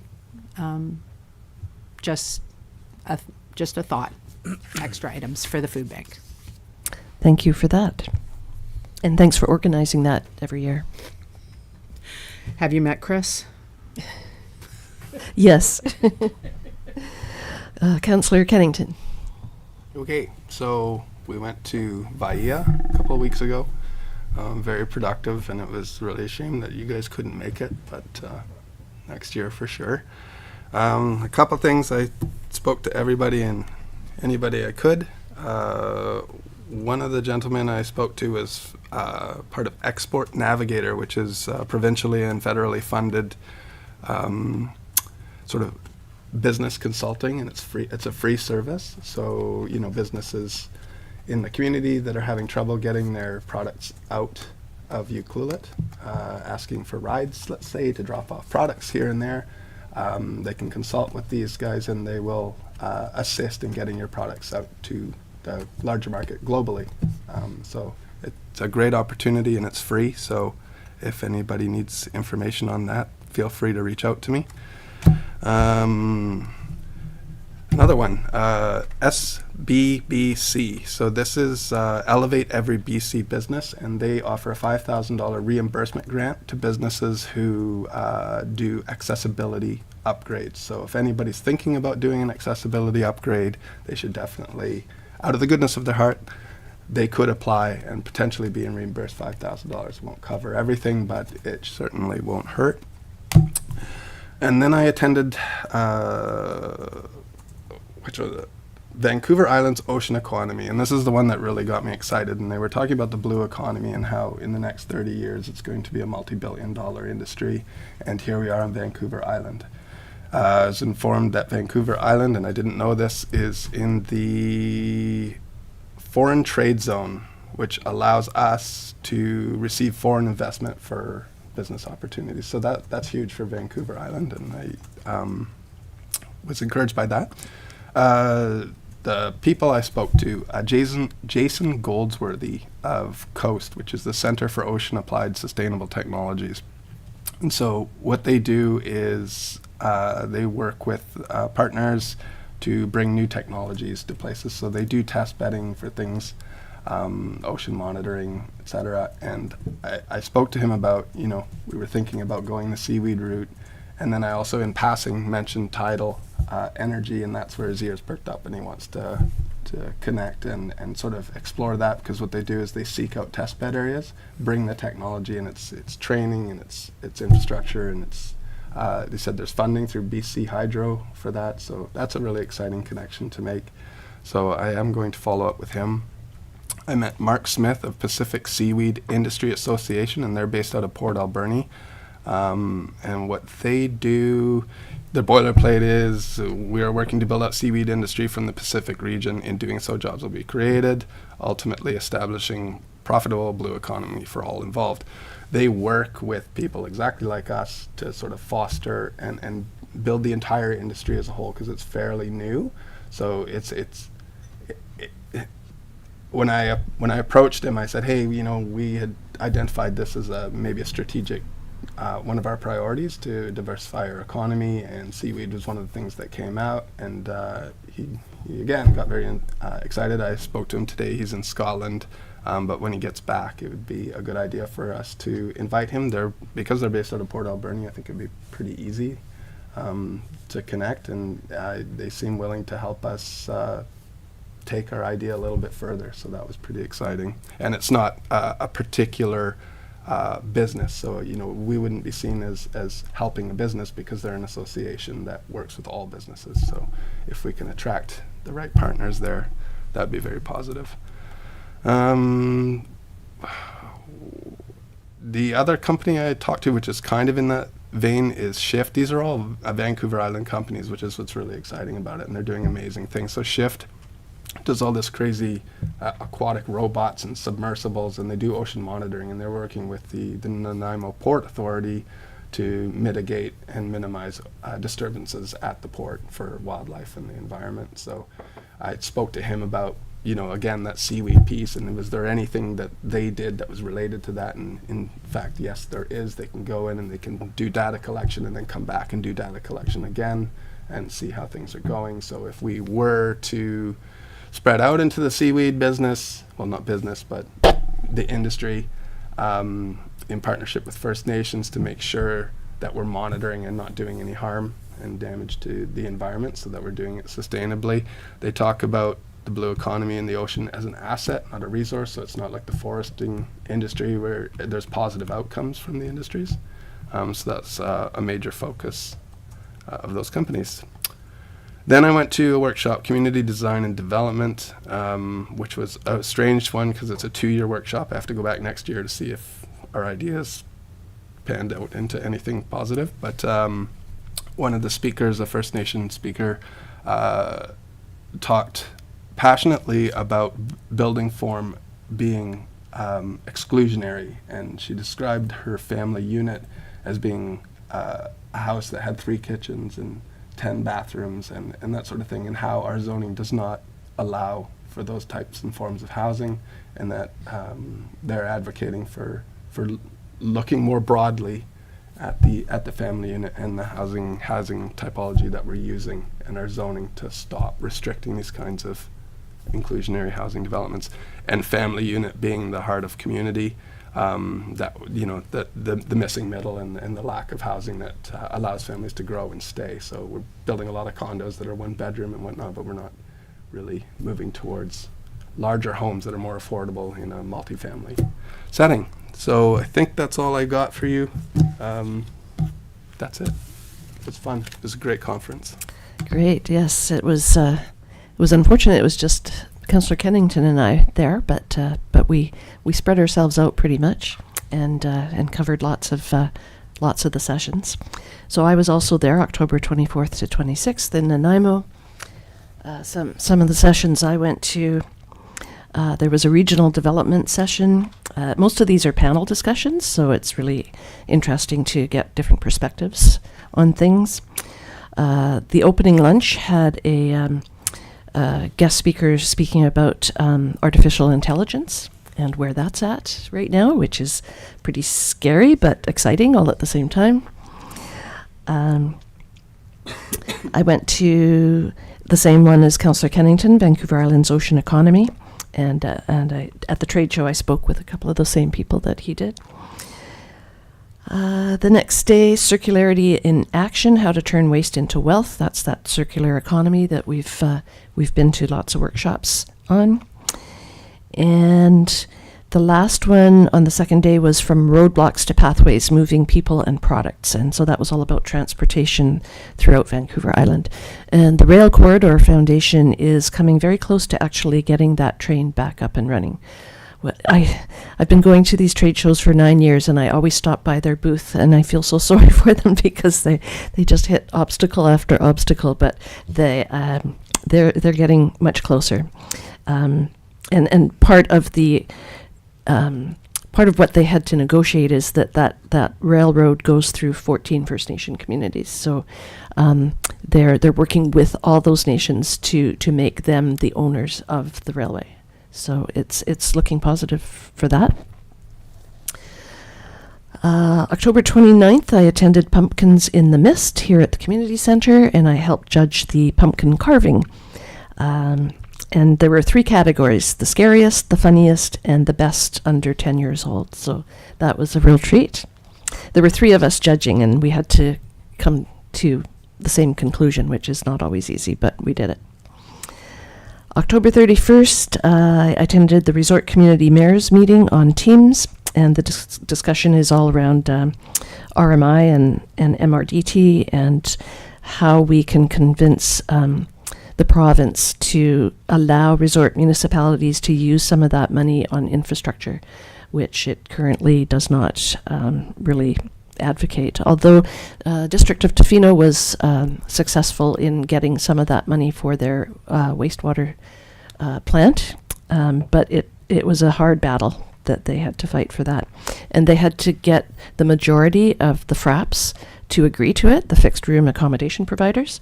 And that was a bit of an issue because the fixed room accommodation providers see the RMI and MRDT as their money, because they collect it from the tourists that stay with them, and so they feel it should be used for marketing, not for infrastructure.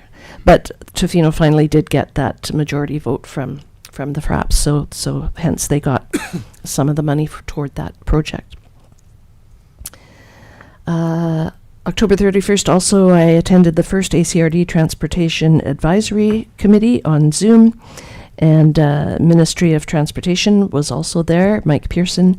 And the action item from that first meeting is that Ministry of Transportation and Infrastructure is going to do engineering analysis of all the routes that have been studied as alternate routes to from Highway 4 to Port Alberni and the West Coast. So that was a commitment on their behalf.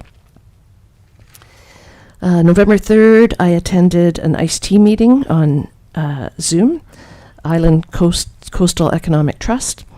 The province has agreed to give 10 million to all 3 trusts in British Columbia. It's going through its process in legislation right now. But based on the fact that that is probably going to happen, the board agreed to fund 7 different projects within that region. So that's always exciting. Their projects are they're always they always involve some sort of infrastructure that benefits tourists and locals alike. November 3rd, I also attended the North Island College Community Lunch at the Community Centre. Councillor Hoare was there as well. Forgot about that. And that was a nice presentation by their board on PowerPoint, and a really great lunch thanks to Heartwood Kitchen. And I think that's it for my meetings. Any questions? I actually have a question for Councillor Kennington. The person that was speaking about the lack of housing that suited their sort of needs, are you talking about like multi-generational? I was wondering whether it was that or more co-op, where you have, I don't know, like a bunch of friends might be in the same house, but everybody has a separate. It could be anything, but it's mostly multi-generational houses, and for affordability, building one larger house and sharing some of the fixed costs and the maintenance costs with a larger family makes a lot of sense, and it's also a cultural thing. So it's really not where any of our zoning has even considered treading, I don't think, and it's just something that maybe needs to be looked at. It was a bit of a zinger for everybody to go, oh yeah. It's funny because I remember growing up in Vancouver, a lot of multi-generational families, and a lot of them in the old Vancouver specials, which had like kitchens upstairs and downstairs. Yeah. And so it, not that unusual, but now. But it's not even that they're secondary suites. It's just a home that has multiple options. Yeah. And I don't even know what the building code would say about this, and all these things have to be considered. But it's an interesting take on it. No, I find it quite curious. So, interesting. Great. All right. We'll go into question period. This is an opportunity for the public to ask questions about matters within Council's jurisdiction. Did we get Councillor Mafty? Did I miss Councillor Mafty? Oh, sorry. I wasn't going to say anything because I don't have much to report. Sorry. I did attend Pumpkins in the Mist, which is one of my very favorite events, and it was just dandy, although I have to call the judging of the pumpkins into question because neither of my 2 children won any of the prizes. So That's right. anyway. I voted for the cat, but I was outvoted. Right. Exerting influence here. And this is not a report, but I was going to highlight the same item that Marilyn did. I'm really looking forward to attending the CBT's open house, and I think it's going to be really interesting to see the report. I know it's a drive, but if anyone's up for it, I encourage it. I think it's going to be great. Thank you. Sorry, I missed you. I will take it personally. It's okay. I think Councillor Kennington was just so excited about the VAIA conference that, just skipped right over you. Well, I'm usually a social recluse, but being the only councillor there, I felt I had to step up and do the job of 3 people. And then it took over, and then they couldn't shut me up. So. That's right, yeah. All right, so now we'll go into question period. Are there any questions from the audience? Seeing none, are there any questions by Zoom or telephone, Mr. Rotenberg? Yeah, we have an individual named Matt who has his hand raised at this point in time. I'll allow you to talk now, Matt. You have been unmuted on our end, and you'll just have to unmute yourself. Hello, Mr. Harbage. Hello. Matt Harbage, 1816 Peninsula, as usual. Reading the co-op's letter, it's kind of disappointing. Like, what are we doing for businesses to encourage businesses to build affordable housing for their staff or not their staff? Wasn't put in the development permit, but losing out on that many units because of delays needs to be looked at, and it has to have a hard look at, because anytime any organization in town asks the co-op for money or donations, they're the first to give. Like, they always give back to the town, and they wanted one thing from us, and we didn't give back to them. And I think that's pretty harsh. It needs to be looked at and looked at hard. I know it was mentioned earlier in the meeting, but yeah, they've stood up for this town time and time again, even though they're owned by somebody in Saskatchewan or a corporation in Saskatchewan. Like, locally, they stand up for us, and I think we need to show them more respect than what we've given them. And I think that needs to be discussed a bit more, and a solution to help them possibly to develop their land and give back daycare wise and apartment wise, because it's pretty disappointing to see that. Thanks. Thank you for your comments. Do we have anyone else by Zoom or telephone?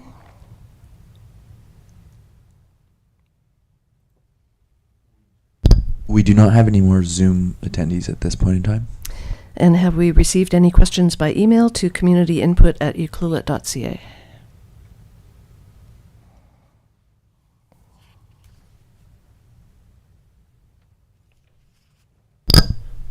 We have not received any emails at this point in time to community input at ucluelet.ca.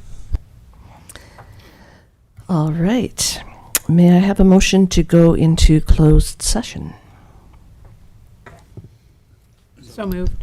In this case, you'll just want to read the motion because there's been a little bit of an update on the matters. Okay, I'll move that the meeting be closed to the public in order to address agenda items under section 90, brackets 1, brackets A, brackets C, and brackets E of the Community Charter.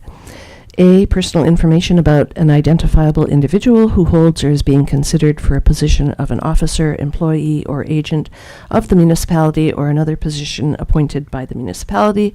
C, labor relations or other employee relations.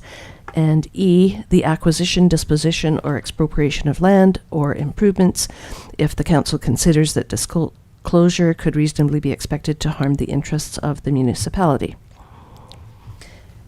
So, may I have that motion? Councillor Hoare? Yep.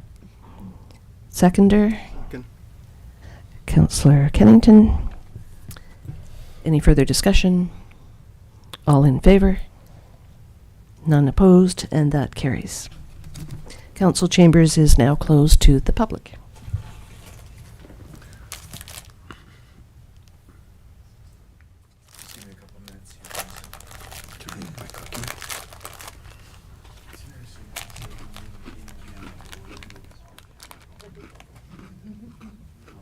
Do I have time for